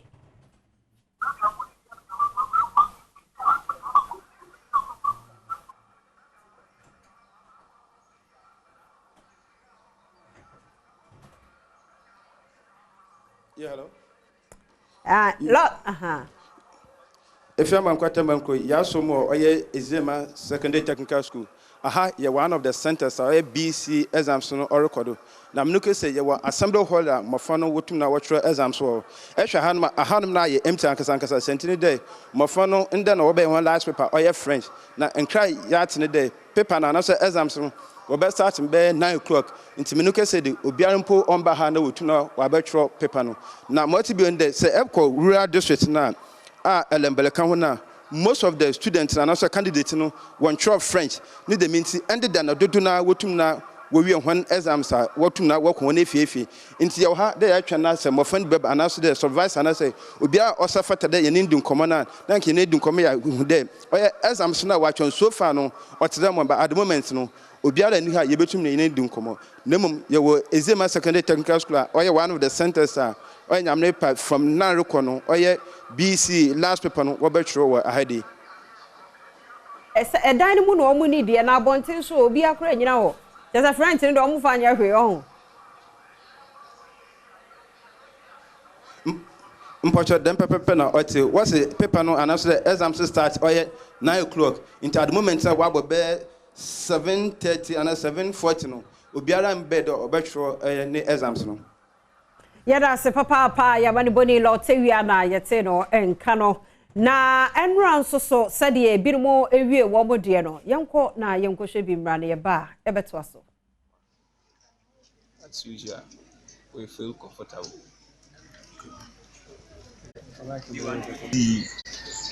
We feel comfortable over here and we see it as normal mock. And it's nothing difficult about it. That's my overview. And for going to Bamiango, I think over here is so much better about going to Bamiango. And what I heard about outgoing 2021 students, they talk about problem like walking about 1 kilometer to a town before getting their food stuff and so on, so much problem, and which would not better. And we are giving so much thanks to our chief of Jurabansu that brought the center to Jurabansu local area. We will come out with flying colors because the paper is so much expensive. We will get the grade that he wants. Like 6 to 12, and we are sure we will get it. So, baby, the one so one guy the mafuma na de one mafuma no do yi na me mafuma ya work Badwam me say one ya wage na we na ya me na do about the free education about there we na one ya wage na we school also the last year when I want to school the center depend on the discipline level and pass we do go honima sisi center no and father waka me no wan kasa so me catch one there and then beginning of new foundation another fapin fufuro ekurenya fapin fufuro so hey ya tro ba mi akwa this year aba tro ha ahoa idal ko ba mi akwa aba 40 patrol ka sana ko aba franco bransu no do edru dominance bridge no do aba san nantu asana du ba mi akwa ko tro za edru onzo aji se e ko pedan ko pe mattress e ko didia ida nantu be one man center depend on their discipline level and pass we do go honima sisi center no and father waka me no wan kasa so me catch one there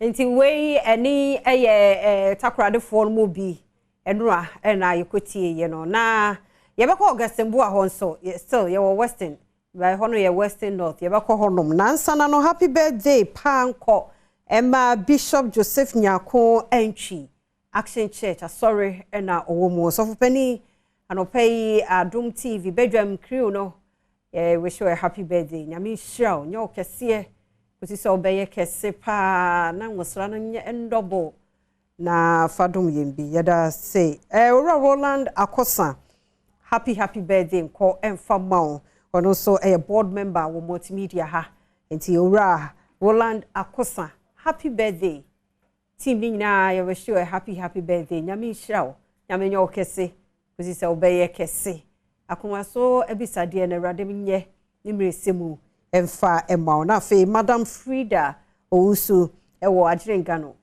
Ma Frida anopay happy birthday nkomawo nyame ndobo mfie no ahoden ni ahofemu saa nyame hira mu nyina mamu nkwatenten ahoden wo mu no onyim mfie nsohwe ne amane ne atorenche mu ewrade mie hira pono mamo ene masefo nyina amen enti mama nko Augustine Bua ho na fe yentoaso na ye mofra no nyame adom nsohwe nya betel ti se ne last day a jaye ne uniform so mete timoni ade Augustine Bua no pay ye moache na na wo sesia center bay mu na wogina me hwede yekoso ho Stefia Mejo so me no kese mo Jaboso Senior High School no me honna Jaboso Center na nkasa omoto omoche nso ho no na enura na school fan na me most of them no mo dey so no eba na we okay 10 centers no emu enkron de no mo wi da ka Jaboso anko ani na ne se private school ba anko ha se mo ye French enti enne yi so mama enya nte se French nko na o mbeche na de schools aka nyina no de enne omu nyina ente bi adise school nko na enne betimi attribute nra enne school mu be na etimi ewie ya aka school ba kompe e wo Jaboso mansemwa enne yi okwa akotwere na ono so de ne so he ni na so etimi aba na be e wo Jaboso mansemwa se oh wow enne ye ma wo mo ewie nra ni nyina congratulations nyame mo mu nyina mpass nti French for no wahunu bi o ho ana me no kese de wo center onum na so enya de sa mofa no atumi aba school mo se sense pote mu se no kro na so he no be shasie eti ateche for so ni se lalde se no ya na omo hwehwe nkrata mu for the last enu ntina me no kese center onum de mu mai ti emo be na o twempo abuko no kono na die o meba na o ma be che so he no yo ene ogasi yemfa wunsi ha ai yada senso ene wa manebo enim seprem to brede media canon so be me yate de be koso nyame hira opa na adwumadene a reporters correspondents and also moye nyame hira mo ma menyi sankrato yi emra sesi a me ba oba so no wa ha onso de na gum de amaye Yakwaba. Yada siasa mu akwaba bi me Badwam na guso ehwe no yenkomo no eguso shadow so say nyame yadoma wo chena nkwahia bebo akwemu na kwasiada Miss Golden Studio so say the yasha ase no so shadow so na to ma wo favorite do oyade to ma no Miss Golden Studio no so ye de bebro e wa Adom TV kwasiada 8 ho ekono so fidie ne da Adom praise so e baso nyame yadoma 4th 3rd and 4th November intini na channel so starting it to ticket 100 and 150 na washasi utu hususu inti 3rd and 4th that's why ready Perez Dome Jolo na yakoho him 12 years enye bete ti ebedi sa enkobono na Michelle ejekum so ewa ha from Joy Prime so eni o ma ekoso big chef yine namunum ni ade nkranke to anuane o mo yenye bete oba yemo akwaba na bibia boko de bibia boko top no so nye bad efe pa enti yan big chef ekosai o ekoboko on se nanu na me buy no make I say me hwe say be ma no wom no e be ma ye hu say ampa fancy for me ma ni meduane no a no he made the Central Region proud. Wow. Onuna obey the best chef of the week. Hey, why oh yeah, omo fancy ne kinky. Fancy no kwa na ye.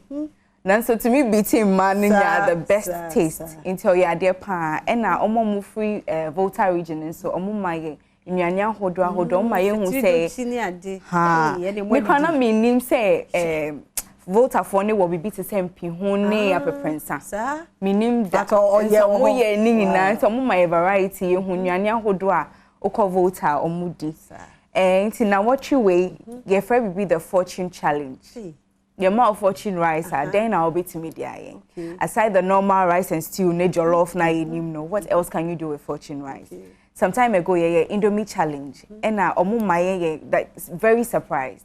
Ebi mo the Indomie pancake, ebi mo the Indomie nuggets. So Sunday we really don't know what to expect, but then I'm sure saying we are there pa.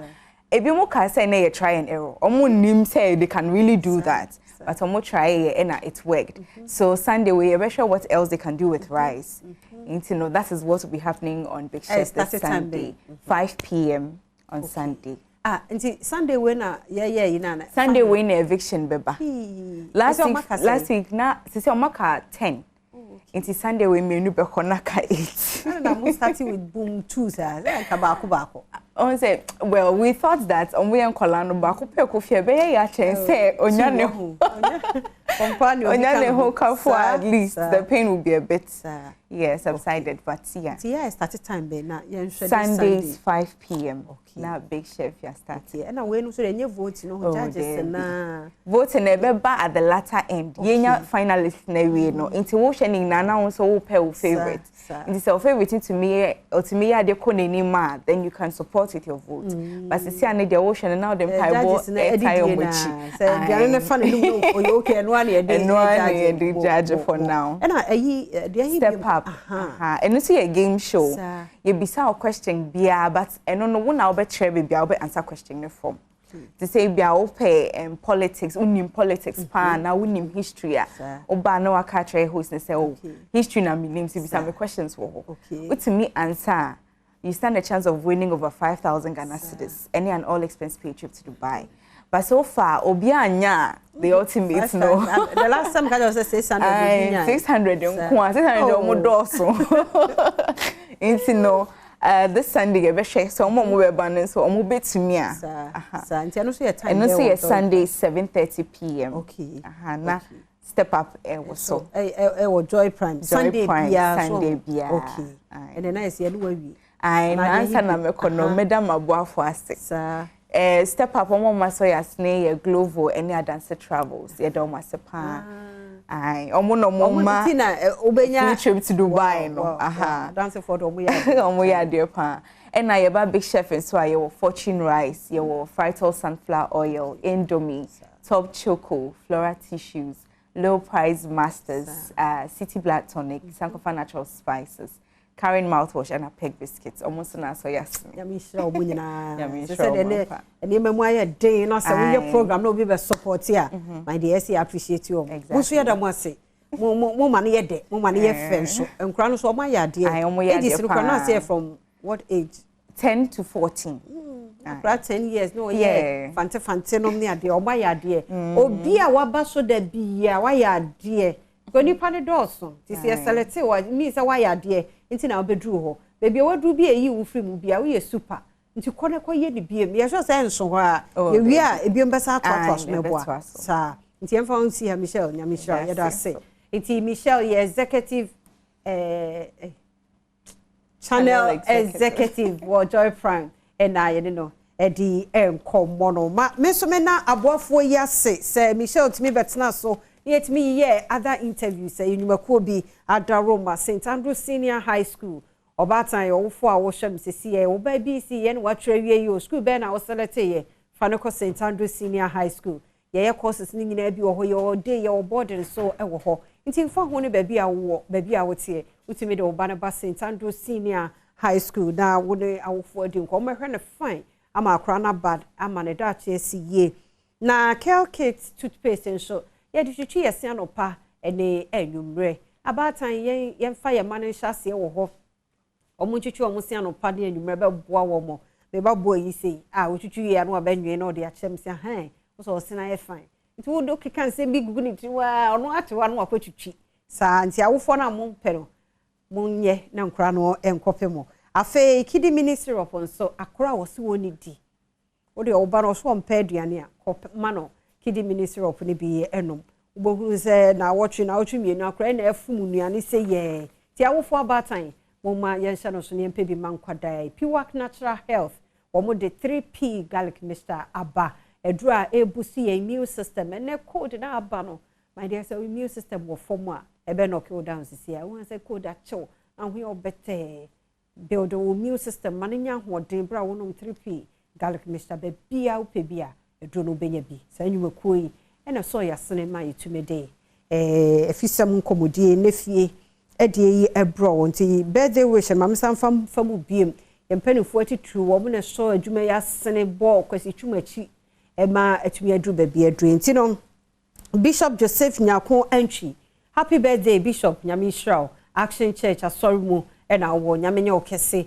kwasi so be kese pa Mr Roland Akosa board member wo multimedia adwuma kuo yimo papa nyame Israel nyame nye okese ma nkwatenten ahoden ewom na fe mama Frida owusu so wajire gano nyame Israel ma Frida nyame nye okese kwesi so be kese pa obi e na odu birthday biaro nyame so Israel na onye wo kese pa Mr Richard abekanso wo Ideal College Tema Community 5 branch wo yire Mrs Dorcas abeka wish you a happy birthday nyame hyehyɛ mu nyina baako me ba nana kwa me Jaden okumase ekina wa woda nana nyame Israel nyame nye okese kwesi so obeye kese pa October 4 nyina nyame Israel mu nyina baako na wotwi ne fie ide so wo kumase ne mpotamu ba bia de a ya yenua beba omanhene kwabena asante ni papa nimpon da fom de na wotwi da mu ni nti ne wo de nyame Rich Park hono a na wotwi da no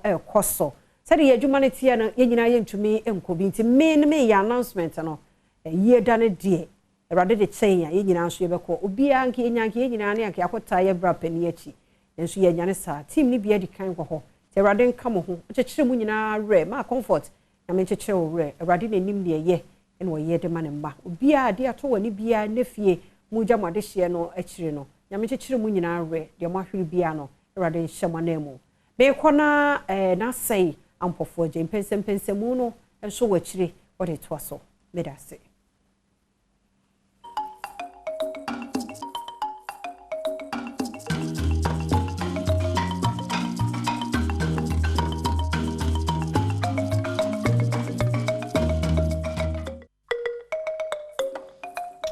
Yamo achibi mamu akwaba de Badwam TV so braso se yede bedwemu mpensemu eto awso na ene fiada so eboja ye ene nso ena abro ipuma kwa mu yenua be makwabena asante ni papa na wotweda no eba so Kumasi Rich Park de nyame bebia akane na kotokofo eyo mutwe ni soja for the park no so no nti ye pon ya na chese ye toa abusua Kumasi na akohwe na opani na wotweda ye di ama na ye fe arapa ye fa na se manwumako ye o madama ye de mpense mu dwumadi e brewei Hepa Plus mixture medical kan se ni pedi kwa so tena ho ya de ansa abribia no wo ho bambofo bia obedi wakagina mu opom den ho a na Hepa Plus mixture se 3D na ya de afiafia no ni ade ba betre tan so de bubia bribia boost immune system no na ensanya do wankiti bi kura na enyi ne ho adi wo nipadua no eroda nchen a Franco Trading Enterprise eton phone papa laptops printers and a phone and what can the kind of accessories no a free screen echo cover echo case no ne chargers near the adeno and only accessories ni na one more a good trouble so near the to na Franco Trading Enterprise and omukutu no sanse utumom for our Franco TV Franco air condition and also so no enya samketo a bodwuma na ne bo no so wo form ko www.francotrading.com and na say obeko Google Play Store na download Franco Trading app no adwuma ni ti e wada braka Rosie Sidman hwe ni mo na nkrabata ne de doso papa kuma se Unicorn House ana wo kwase da house no wo mo nkrabata ne bi so e wo mfimfi ho Kel Chaco toothpaste e ya pose soronko kane ne de body tray wo nsie isisia na ye de bibia him na wo de pose se ya ene wo de body tray ma akoda wa hwa wato abo enti na mpedifo adwene ho se yebetimi aye no abefo pesi bi a che se umia na ote a eto brush so a wo de apose kama eno ne Kel Chaco toothpaste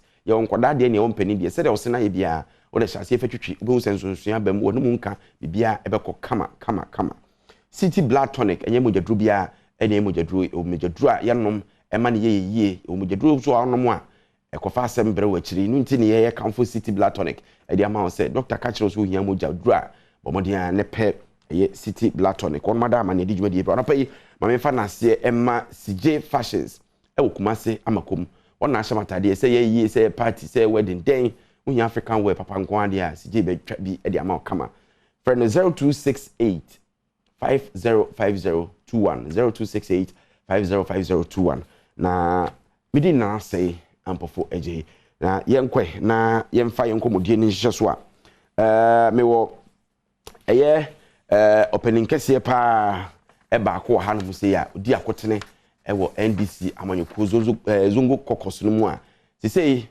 what years simsans why communication na che experience our gaining over the years no alaji se afi obeko no akwa deputy communications officer wo omo abato ebeba nyame ya adomo a somewhere in November no alaji memwachi amakwa aba na ya dawase apodum ti say alhamdulillah da yankopon ase all right mse say no focus no minim se zongo ne de untimi nya nemu but opese oba into mainstream communication take charge of party no communication ye papa sana mate wa pick forms so dey because minim se omabie nomination no nyame ya adom ama endra yetumi pick your forms yoguswa ye feeling you have 2 weeks to finish 14 days na yako file a nomination ayebibia na meno empre bebre no the issue no say we the third time I'm contesting for the Deputy National Communication Officer of our great party, the NDC. Indeed, the previous election, me Lucy with just a little vote, about 60 votes or so. Enti metiase se na dodo ano pese me be edwumade. So be edwuma. Enti anya wanwa se me wie na party na nkasa nso frɛ me. Ebo ma ba so ede me ka the National Executive Committee as the National Zongo Caucus Communication Officer. Enti ewumwa na ye wono enti me move call the main Deputy Communication Officer me gidi se na zongo edwuma no enya afi kura na menya position a me be ka se mo no se na se fata na yede akoyi ni enti bibi a me de me gidi se enya se ye ja zongo no ato nkyai na ye koye main communication no a na ya boa ni enti a ye beboa no se 2024 enya abato a ye de ebedi agro I was say yasem etumi do every nook and cranny of this country no bia to me ya na adwen utimi ya dan ma asem no ekọ radio de wo bebo ebia na mo bonu twi kasa ukodu zongo ni mu a eye to do ana eti ase yi ukodu the northern regions a eye twi kasa no mo ka as ukọ nkran potem na ye nkran kasa no a ɛyɛ twi kasa nkwa na yɛka nyame ayɛ me adom nti meba as deputy communicationer mebɛboa me communication officer na adom a nhyira nyankopɔn de maa me no me nso mu de abetu dwa ɛso timi kasa hodo no abebere kasa do be say na oka o me ka be 7 Ghanaian languages me kudu Volta region anye hwe kura no metimi atwa omodi ehuma mo hu se me so me ka omo hu mara kuku na me kata me da ko na me omo beti ase yesan se makotena ho 3 years ye du nkran fo krom nkran krom a ne omo pese ye kan kan kura me ena me ka ho a metimi aka nkran no eja ke wo we ga ke okoke Mohamed ekomi abeje eja ke amefe no kokomi ni na omo ate ase sanso na mikodu north ho na enye house akura no a mbi fete lolo ache wa tabi loma yimbi logunta ka ti fete kiwi ni 2024 so hu America no me yekodu fantifo mu a yenwanu fantifo ze yen nyina na ye ka homa oye what say for hashia me what nipa no what ye so hu America no which means me wo bibia me call the whole of this country with my communicate in a language they understand. No, is done when people understand the language. Now one thing psychologically, what is obi ti me ka okasa uji ni di esan se otumi bo o to kasa oni mo amamre obebo ho ban so on America na me duzo ngudi an say yefi yeah yan waye na aka di don Allah mu taimaka mu dole so communication ya nyina no a eno na ya kan sisi ano enti eno na ya bibi sunko any the fact say I also come across as somebody who would add maturity and institutional memory at the communication department of the NDC as it stands today. Indeed, those are the various things that made me say, me person made it bo afore Emma NDC, the Oma Omai Ghana, Emma Yeshene the Kanko. Alaji me that say na a former national third vice chairman Edema NPP or former constituency chairman ewo ayawaso West Wogon and Waka communications team of the party since chairman Omare Wadie any diano na the friend any if free friend the chairman and then the chairman na need so chairman once the chairman always the chairman. That's right once a soldier always a soldier now boko there na me adom boko na how how wo phone you ojapo apo let's say apo na boko ju oh let's say apo na boko ana wa ojapo chairman apom to say na me adom ene mo mpaibo I think it no grass mo bompa na MPP who here. Yes, MPP there joiners work nana yana ya lunch card no say biometric cards membership cards yes it's set to hold long ago but finally it made napi na me encourage wo no bia na say matter some ball mafia na we are just come home we settle the differences now. I like to see on mafia. Oh, she had mafia, baby, because baby. This is why you know how country my body had and then there's a was so come but still. What did you hear my body had and then attempting to tell the whole world say GM and then they cause so the mafia be a cause of papa. I say who he was a baby to a good. One is a bit I don't know behind GM or bomb mafia brutal. Most constituency officers will go, most regional officers will go, national officers. What a chairman for the deal. Oh, I say contest no more corner. Amount for you. But what you Munsem, South America? Munsem de Kakrebi. What must so never go na just say, oh, they never cost. Papa don't the mafia there, well with him. We are done with our polling station, constituency, region, and national elections. They are kind the next one year, presidential and parliamentary. Parliamentary, yeah. And you go so a train muta panifua also beka. But we are very despite the COVID, despite the Ukraine, despite the dollar CD, despite we are solidly and confident that this one to shall pass. Okay. And we will saying nice. Now, as a nation, we move forward. All right. But Alaji. But yeah, just to chip in something, very important to say, throughout JM career as a political person, Onko Bibiada, Anko Katri will be say, Yentuaba and Maisibesi. There's no such record. But Ofan and Adwa, I can tell you just 2020 election. Na yehu ni si wo Adanse area ho, the Deputy Speaker of Parliament. Omo kujina ho ka say man Yentuaba ma no. Na we and ope. John Dramani Mahama doesn't have that record. What's your look of that? Inti say what's your look of that? O de nyoma say na obi hu say yekuye nim na obi ani ma no kre. Emre bia na Ghana for enhu na nado. Na etimi twantro to John Dramani Mahama so. Na ene Ghana for aswensu aswansa. Omo ye mu odu.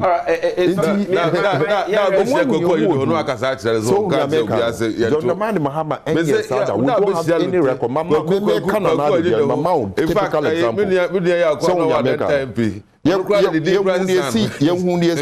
Eastern region. One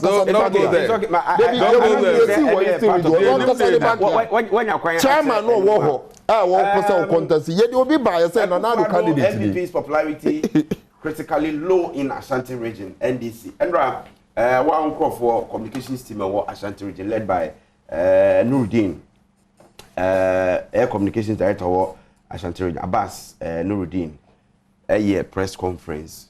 Watch say, I'm penny bow bass and a few days ago, or free or started Eastern region at all.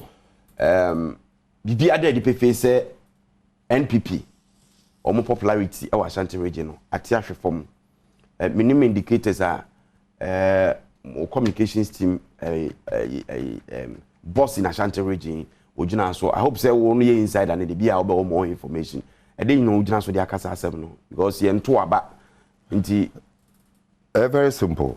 I'm say first of all scientifically my young kind of say na ye kasa track ewuku ejumoku awuro bebri na aye research kire say NDC popularity especially your candidate His Excellency John Dramani Mahama for 2020 you know ye bo GDA say osan bebi mo betimi atwaso for 2024 is becoming more popular than the other political parties, especially when you compare him to the MPP or share ratings in about 60, 70, even within the MPP. There is a research in Ebetuja say even within the MPP, about 45% of the MPP people believe say they cannot win against John Dramani Mahama in the So those are scientifically proven factor. Ebake statement, Minua Abbas Nuruddin, the communication officer of the Ashanti region.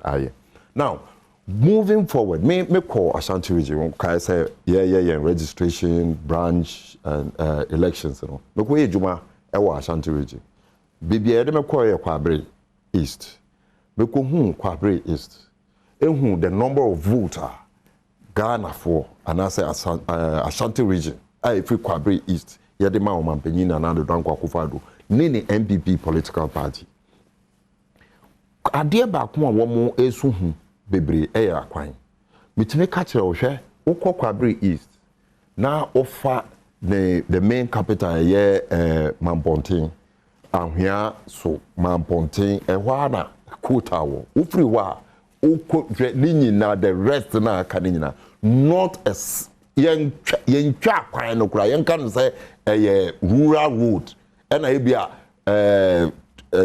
excavator bi abetwa so na cars to me fa so eno kra bi no mako okwa kopem Sir John Krum ho aye sakra wono obehu after Sir John ni fie omufie ni ade esi ho wo behu ne say wa ba krum Sir John ni tum wo ho obi so abesi tum fufuro one Sir John compete wo obeto aso akodu antoa a crocassia na make was anti tradition. Over Kwakudu Antoa, the same thing, the same bad rules, nothing. Over from Wakofa, Kenya say, as I by Mianso, as I by Wino, Nina Quine or Munye. Inti Nkofu a Suse and Kayenya Crime Mom. What's in your president Catro? It is so obvious. Say MPP as a political party, and you're ready, say, they are going into the 2024. Say, ye Kotwaba. Na yakinka ya barin you be winning, na we winning. Because say Sadia anka me expect say you first say kwabre for a raise issue in the Ashanti region say anka dey EPD. Now when to me anyama omukra no a sa and the Safata say president and omukasa say and the baby omukọ person omugo to baby aye omo asem emfa no no bia ntumi emfa abato entata eden en boni hunanu enhunanu but question na me bisa no say enye omampanyin na nadu dan kwa akofo ado ya ene no ne nam paga na fo acho se wo monso no nhwe ene ya so na hwe wi a obi ehu ne se ono na wa bon kan ye president bia to say na nadu dan kwa akofo ado in this country asemwa obeka kire asantefo no na mesere me bisa se wa bon kan onye sure say too harsh say where the be wo ho a essence say wa bon kan meka because that is his position wa bon kan in understatement because me hu o man peyin a wa betina ade so na Ghana fo bre na ye ka kire yen say Ghana fo ade ba ko a ha yen yen taste say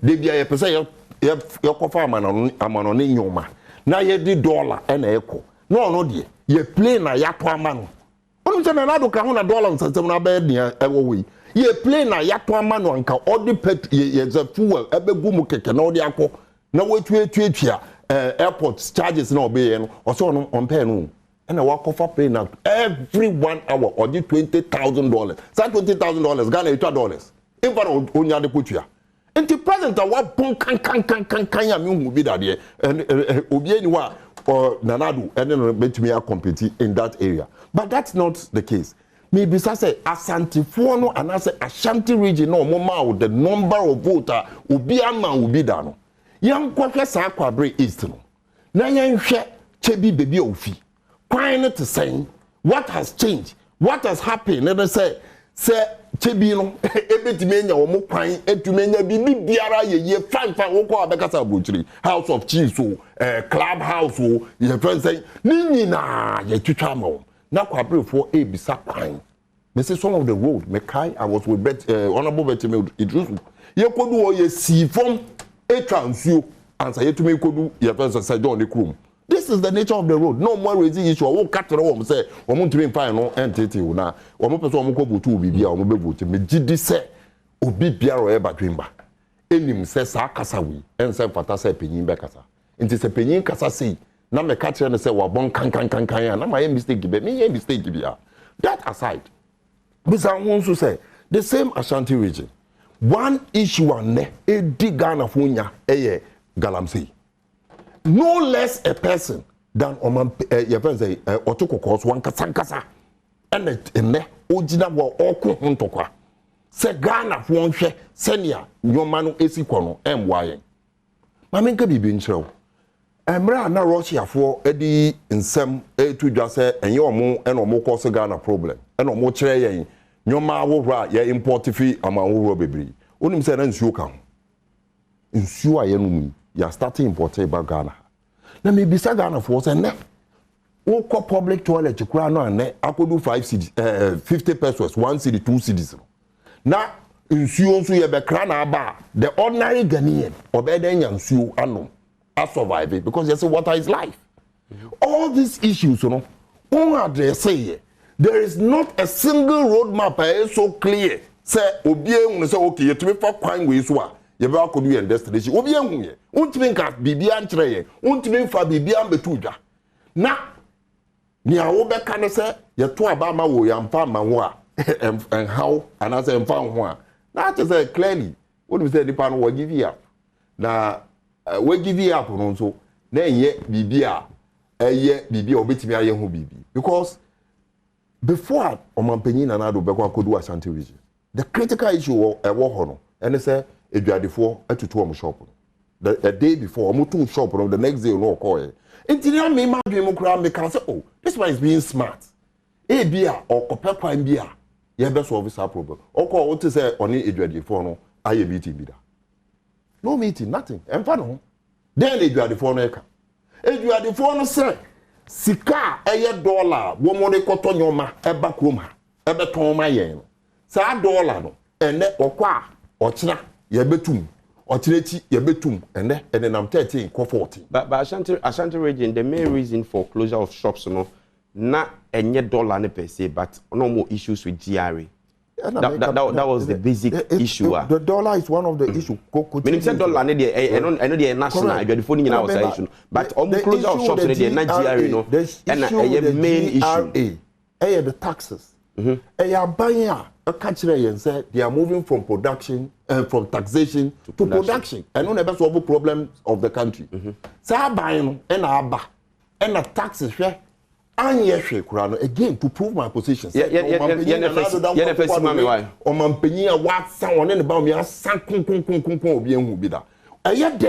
And I wouldn't nipa esi crimes esi your friend saying a crime a catch him say yenye demonstration send your bear Ghana phone to your VAT under NDC that sad demonstration will be craft for mu ewuye your train will be train them kwa sad demonstration now that you beto abama na waba sa VAT na ye just 3% and then what move it to a 5%. The same VAT when you say what the tax for I know something different. You better say you're moving from what he protested against to something newer. You say the same VAT. What to 1.5%.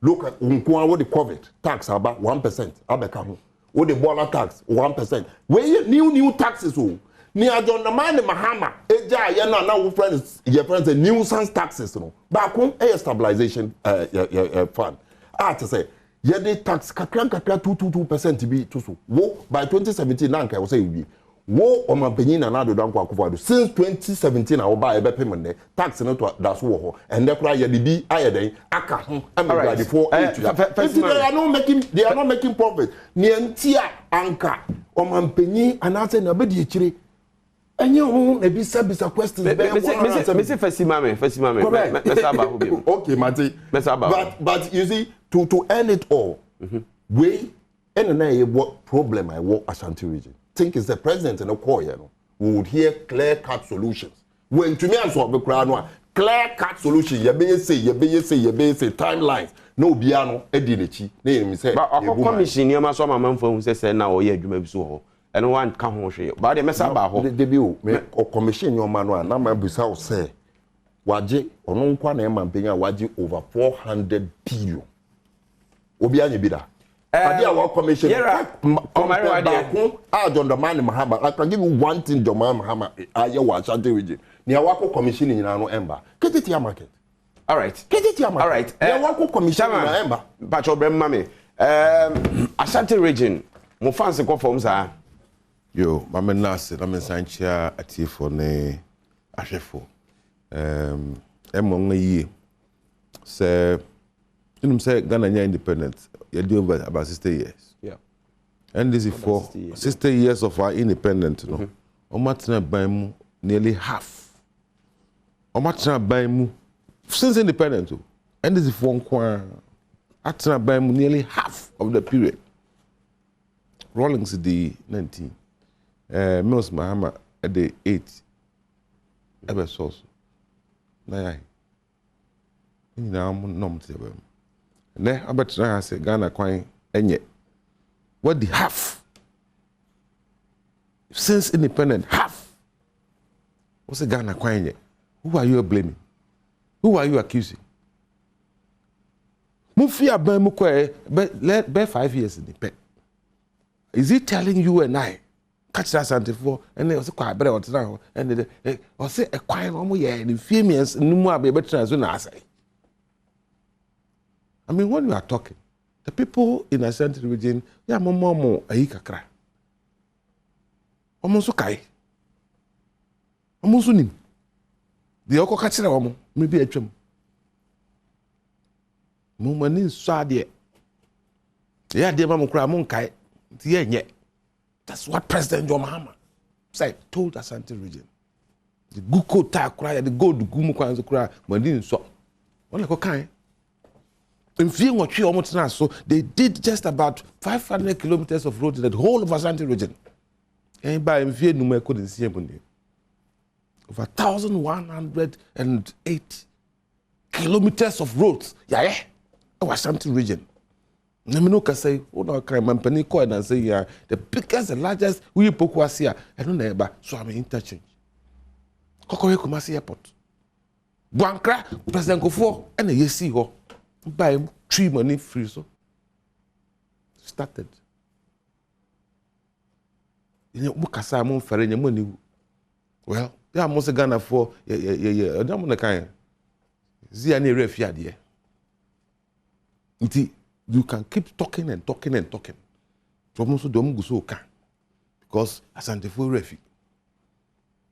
Could not eh Mukruma there, Yakwan there, and tell me. Let me quite major thing Asante region. And this is for they will say, I'm going to see Tatam Park. Tatam Park, why Balako? Rotary Park now. Rotary was the one. That be almost a rat. They were opposite. Rotary Park. And yeah, I go into Philip. What order? What you more order? Fine. You want to ask? Makoho once, yeah. Now, I know somewhere market. But go and check what we are doing. The good thing or the well, I see. I won't call it good. Almost market. And I say they are have many say nim and jack. They are here near Bejna near we MPP for that is well, it's a challenge, especially when it comes to politics. But if we decide to list projects, investments, they core Ashanti region, you don't match. Even with your nearly 30 years in power, you don't match. But say now go and check. Yes, you will be no more drawing my phone. Why yes, I knew man. And I make some of us answer na president de man no. Meba. Maka make ya me problem man say ya ntimi gayanu. Anema ya cry ntimi nka. But when do mun ya cry na akotwe green book ni address ho. Ya dia. Ya. Won tesi kuma say airport na ya. Pokwa say won tesi na ya. Motorway won tesi na ya. That is the NDC for you. And these are the kind of people we are dealing with. But for where I sit, for what I know, the level of development and infrastructure. I'm at my training also. And near man, you mapa, suku adan yesi, ewo Ashanti region, Kumasi Nkwan. A lot of choir yeah, Ashanti region. Meaning say, and yet enough. I am aware. We can do more, and we are doing more. But attempt to suggest to say, yeah, buy any other say I can't do that. Meaning to. See, we know quite. More on will know quite, and I Kufa and will know quite by. But go and check. At least be a quite. What is left is there. Your friend is saying, well, the last time I went there, minimum of what Mogusu Krampa. The Akaye, a coat almost. But throw no quiet pictures is here. No, one time maybe I be a quaro. But throw me the last time I call here, say John Freeman. By that time, no more Juquano. Thank you. Don't wait Juquano. No more Juquano. So imagine say by that time, no more Juquano. I fear Tremude. I've a payment net. No more ye be out. So just imagine crying now. There's a year into the Juquano. Of course. Or my chairman to us. That's your calamity. But me, Dean, I'm a cream phone, I'm a vessel. Men pep bufus and BNT, I'm a him phone. So, won't to me answer your phone. So, because we're not quite no, who crowds say John Coy, John time, near BMU, Kakraka, Obakai. Ye quite him that Ben or call us in so echo for no kind of me and go good. No, you tell us. Yes, there are some inner city, Kumasi, greater Kumasi there. I know a lot is going on there. But if I have a challenge, your friends, my son, you know, well, I start Kumasi. No. Some of the areas are very terrible. I know. But like the president said, We are working on it, but we cannot do every road to say I saw for say go no Ghana kwaya no nyesa na betimi aye no akufu adu nyaya nka akra kumase to courage me say I've sat down with we know, but the problem is the funding, the resources. But enka kra obi abinyande maybe okay say me ya work say the contractor the man is mobilizing to go to site. But I know sometimes impatient you think say we should have done everything because we know how to do it. Yes. To him, Nipa Unimadia, to the BIA expecting more from Sanipan. But Yadamas Muji, see a bit to me, I ain't a mother pressure, and Bassi and Yabiano. Yabenga. But these people, we know them. They know Matrada. They know Messiah. Oma bet Transuda. Yet there's so much fear, almost in fears, yeah. Almost Salamoya. And they are telling you, say, yes, I'm for mom. We kept telling them, say, a yes machine in any hole, toffee or good machine, about 10 year produce power. Yet there's soon. You think these people, when they come, over Trump, say, now, Johnny. Come, a young at this one, because I tell you, Petru, your sunlight, I hope you say we will not get there. Yes. Yes. We will not get there. Where this same person we know, John Dramani Mahama, who says, "On no crowd that throw you," or say, "But the bicycle crowd, yeah, no, so or no one can throw you or trap you," or say, "But the bicycle, so yeah, let me come and more break and as later bicycle as later." Empty. The alternative is scary. The alternative is scary. Make an example. I say, "Ebia, dear, you need that one channel. The devil you know is better than an angel you don't know. But with this angel, we know. This angel that they are talking of, we know. Yes, there are challenges. And President Kufuor can say, "Yeah, yeah, yeah, me as say, sabre be two year in wabamu." Benka kotu. That time where there was nothing like rocker, and then the whole world, Britain. Makenka have a beer, Britain. Wow, only there also. I broached Brony Chromo. Brony, I saw the Dinians and Bayano. Quite the echoes on the chrome. And not only there, several other countries.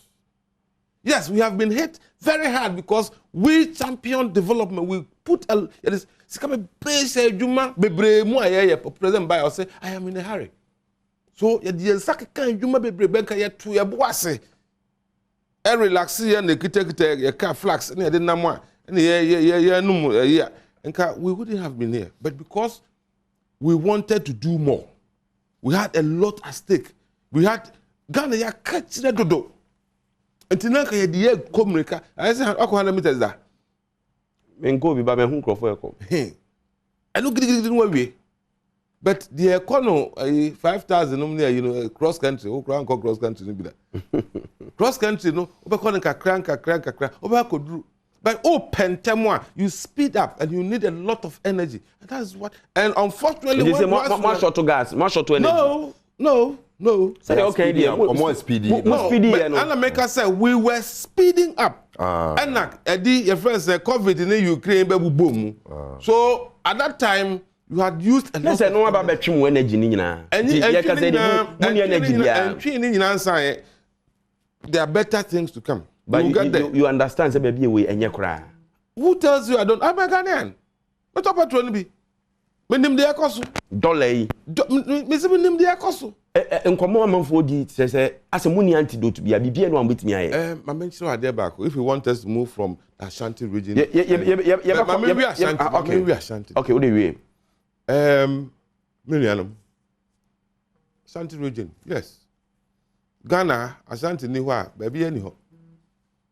This Ashanti ni Ghana ha, baby anyhow. Cocoa, mudem, golda, mudem, diamond, box, baby mudem. We can't do without you. and ebeye de say nkrofo bi e de propaganda betna Kumasi they said that tria say journalist bi ho ko tria mo na ko tren radio so no mo kagum ni esemu you know and don't believe them why na see tria scam journalist me dem hu ye wa me be tia na be kan bi wa na me hu ye na me be ka bi na say artist am yen fanya sam o ye credible person ti ni kwase bibia wo fa na so ka bi o matro ana wo matro say me tie ni obi aba say o mare wa de o ye say then me master take bi I wouldn't do that and obi hu fi ni egu nti unyi sa evidence ne facts na don't obi na and make can say na mo da to ase ye hwem na ma hwem na ma kan na me say de wunim na wunim facts o da be to ma kan die wo na da be to ha any wo na da be to na ma kan na me ko tu tell ma de to aso nti o de no kra munya nya no kra so ya pamatwa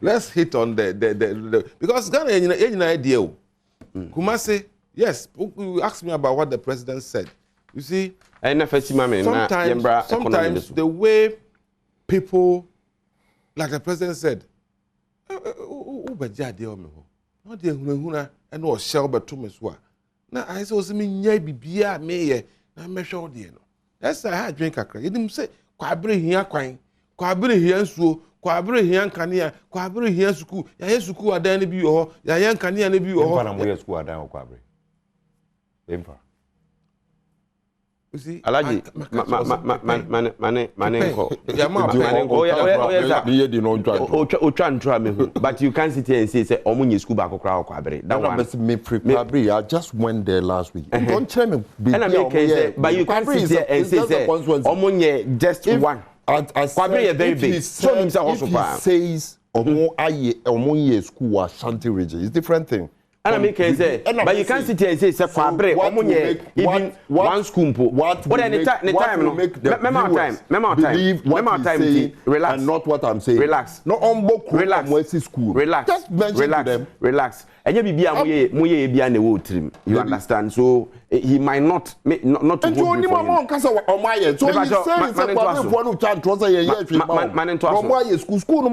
Alaji. Mention the town. Alaji Nasiru. Manin Twasu. Chairman Twasu. Wait. Chairman Twasu. Like I was saying, we have done it a lot, and we know the needs. Obi and who bet me catch them to DC or to the Chrome and I MPO the Chrome any problems at all. But and a crank. Yes, and I don't know swami. And they're more quiet, and they're almost interview. Yes, and near money go quiet, but yen to me yen in other place the mother. The number on am there by.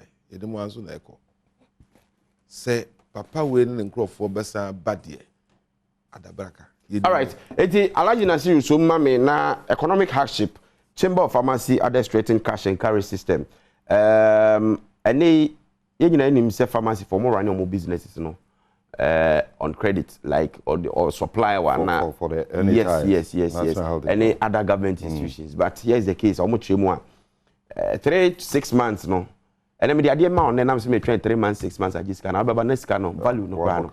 Enti but many way na Ghana ni bia wish for cash and carry system no and be compounded problems near China or that. I don't know what you have to say about you see there is one thing if say we fear your cash and carry there and let me deepen your fears your woes because under Rawlings maybe because that's the fact I'm telling you under Rawlings when we had the cash and carry system Oko na ukotu esika na wonyampa edaso. Ewo hospitals wonyampa ma doctor hwewo. Ene you could follow for example in the hospital. No, kasa o dia kasa transa gospel the people call hospital. Oko to ne wo like that.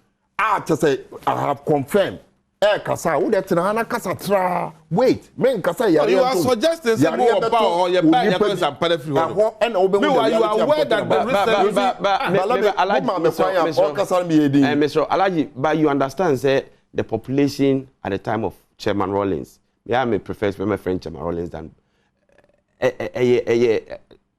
biaba be ka ho bebre so all these are challenges that we are facing as a country. The difference then say the population ni biaba ka ho but resources and so Chairman Rawlings in here on the Omampenina Nado, and Yano bear 100 folds or in 1,000 folds. That is what makes the difference. So the American resources in our rollings in Yano, Yano bear 1,000 folds. Or your sika or your amount stabilization fund, your amount, your verse amount who brought my sika, your taxes, and also training your man in your man. It is clear, sir. Even if you do that comparative analysis, Rollins is far better. Because many who check it and go to Kwalibu, move your mom camera and uncle, BB to say Kwalibu. That is the final referral center in Ghana, and ask Nipa or other Pasubia and say, how did he get the empana and not order so? And the yes and the people come with the area, fatal diseases. Now you assign your more coffee because empana no more better so. That is the case now. It is a cash and carry. There is something worse than cash and carry. Kolebu a premier hospital, ne Confanoche, if I say the two biggest hospitals there were. More expansion be during more time. Maza, why do you ask cardio center, cardio center from Badwam, party ben at the buy, NDC, under Rollins, NDC, under Rollins. Most of the units are in there, Yenya, Ewo, Kolebu, teaching hospital. Why airport? NDC airport, and no one can say, you did 30 years. These are some of the benefits of Yediaba. So what has Adnanado Danko done in one particular hospital? You also Convanoche say Wamusi maternity ward, and Bibisa in conjunction with his wife in the Kekan Foundation, to say Oko share the progress of that one a 40-year-old project now up to now but that is not the case that near Yede Bay and answer near Yampamba. Near what so no say, your woman Penia Yedi and tax mano. Taxes, baby. You won't say ye young home so let's deal with him first. Yes, his son will be bad. Then we deal with the person as well. Indeed, some make us answer Mr. Bisagana for. O Mampenia Bedi Tribaunia. Eba Edna Krumha. Ebisa questions, bear 170 questions. Yeah. Proud to 2016 lecture. A lecture. When a lecture back up via pages, bear 60 pages. You know, now, or Trey and Senna, ye rule or mine, ye economics, in the Keka on nature say, ye nimi. Miss Remy Bisagana for. Sadia now, Trey in an unimu humana. And as an air boy, Payo. John Mahama was a question to Dr. Baumia. Yeah, unimu humana, because only more. This is where you must apply it.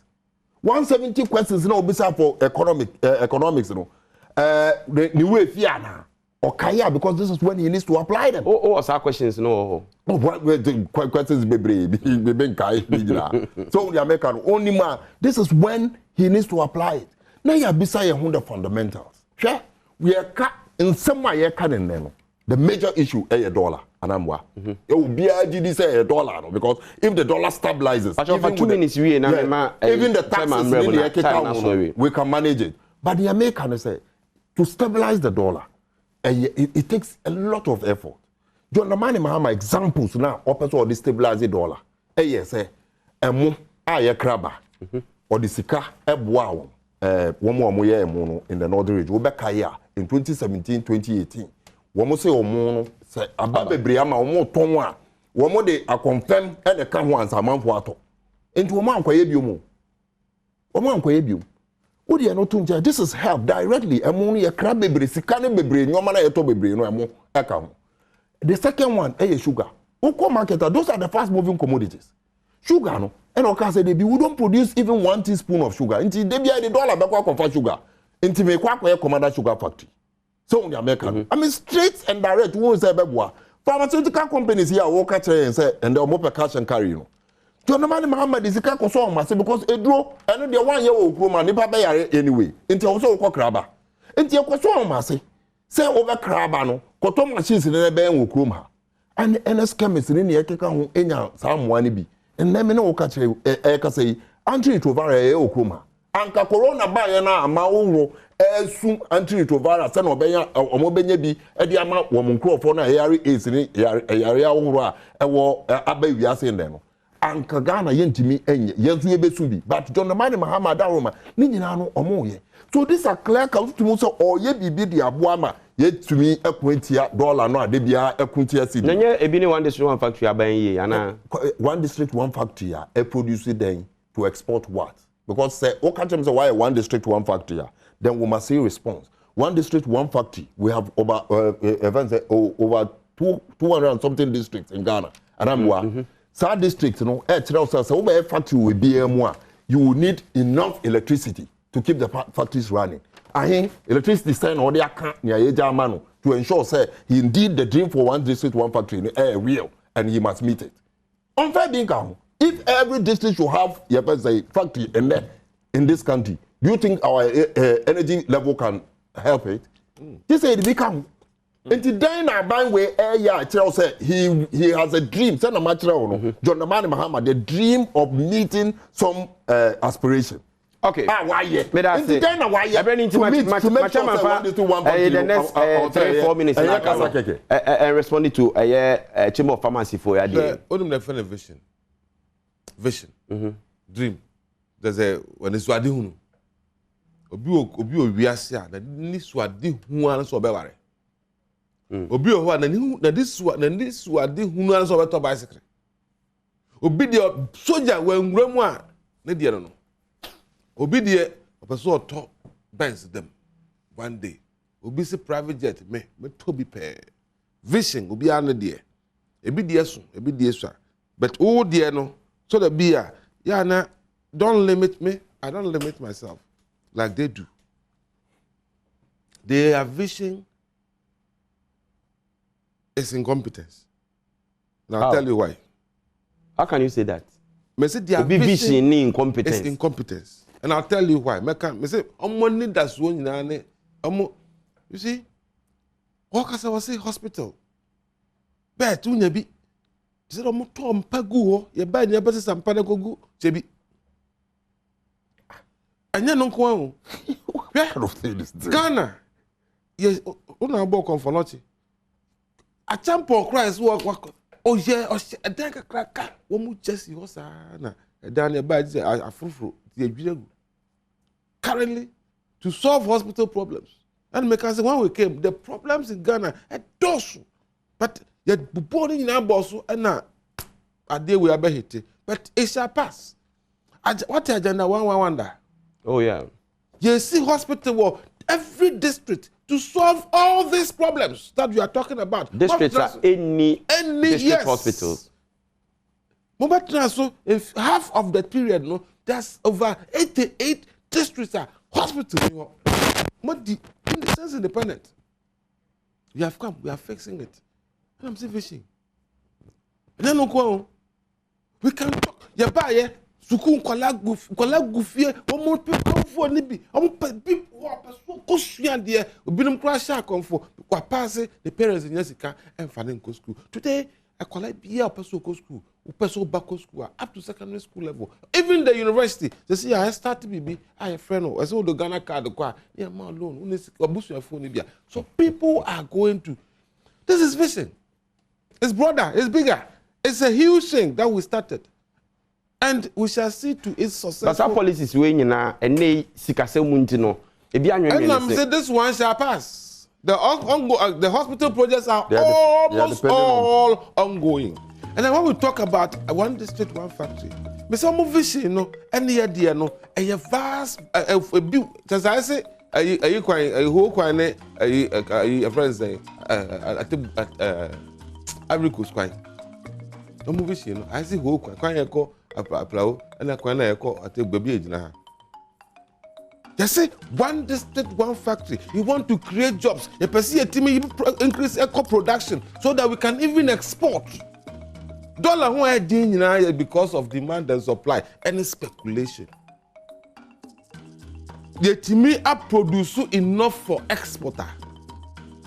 Obia obe export to adie. Fi krom ha. Wo ba wo the dollar na eba. Chairman Michael Omarewa de meda wase ewo bre wonya ebre no aso Alhaji Nasiru wonso ye beda wase instead so about apply vision and they on na masofo muslimi ni on they asofo na ebo mpa ye ma no Dr. Umi asem na ya fam na na se abo foje ko kuma se na akota ma hene kwamna santechi amana di ni papa na otweda e wo Rich Park nti ye hia ho hodo mo na se so nkoma production team na me adom free dwa de ko no Badwam e be sa ba bi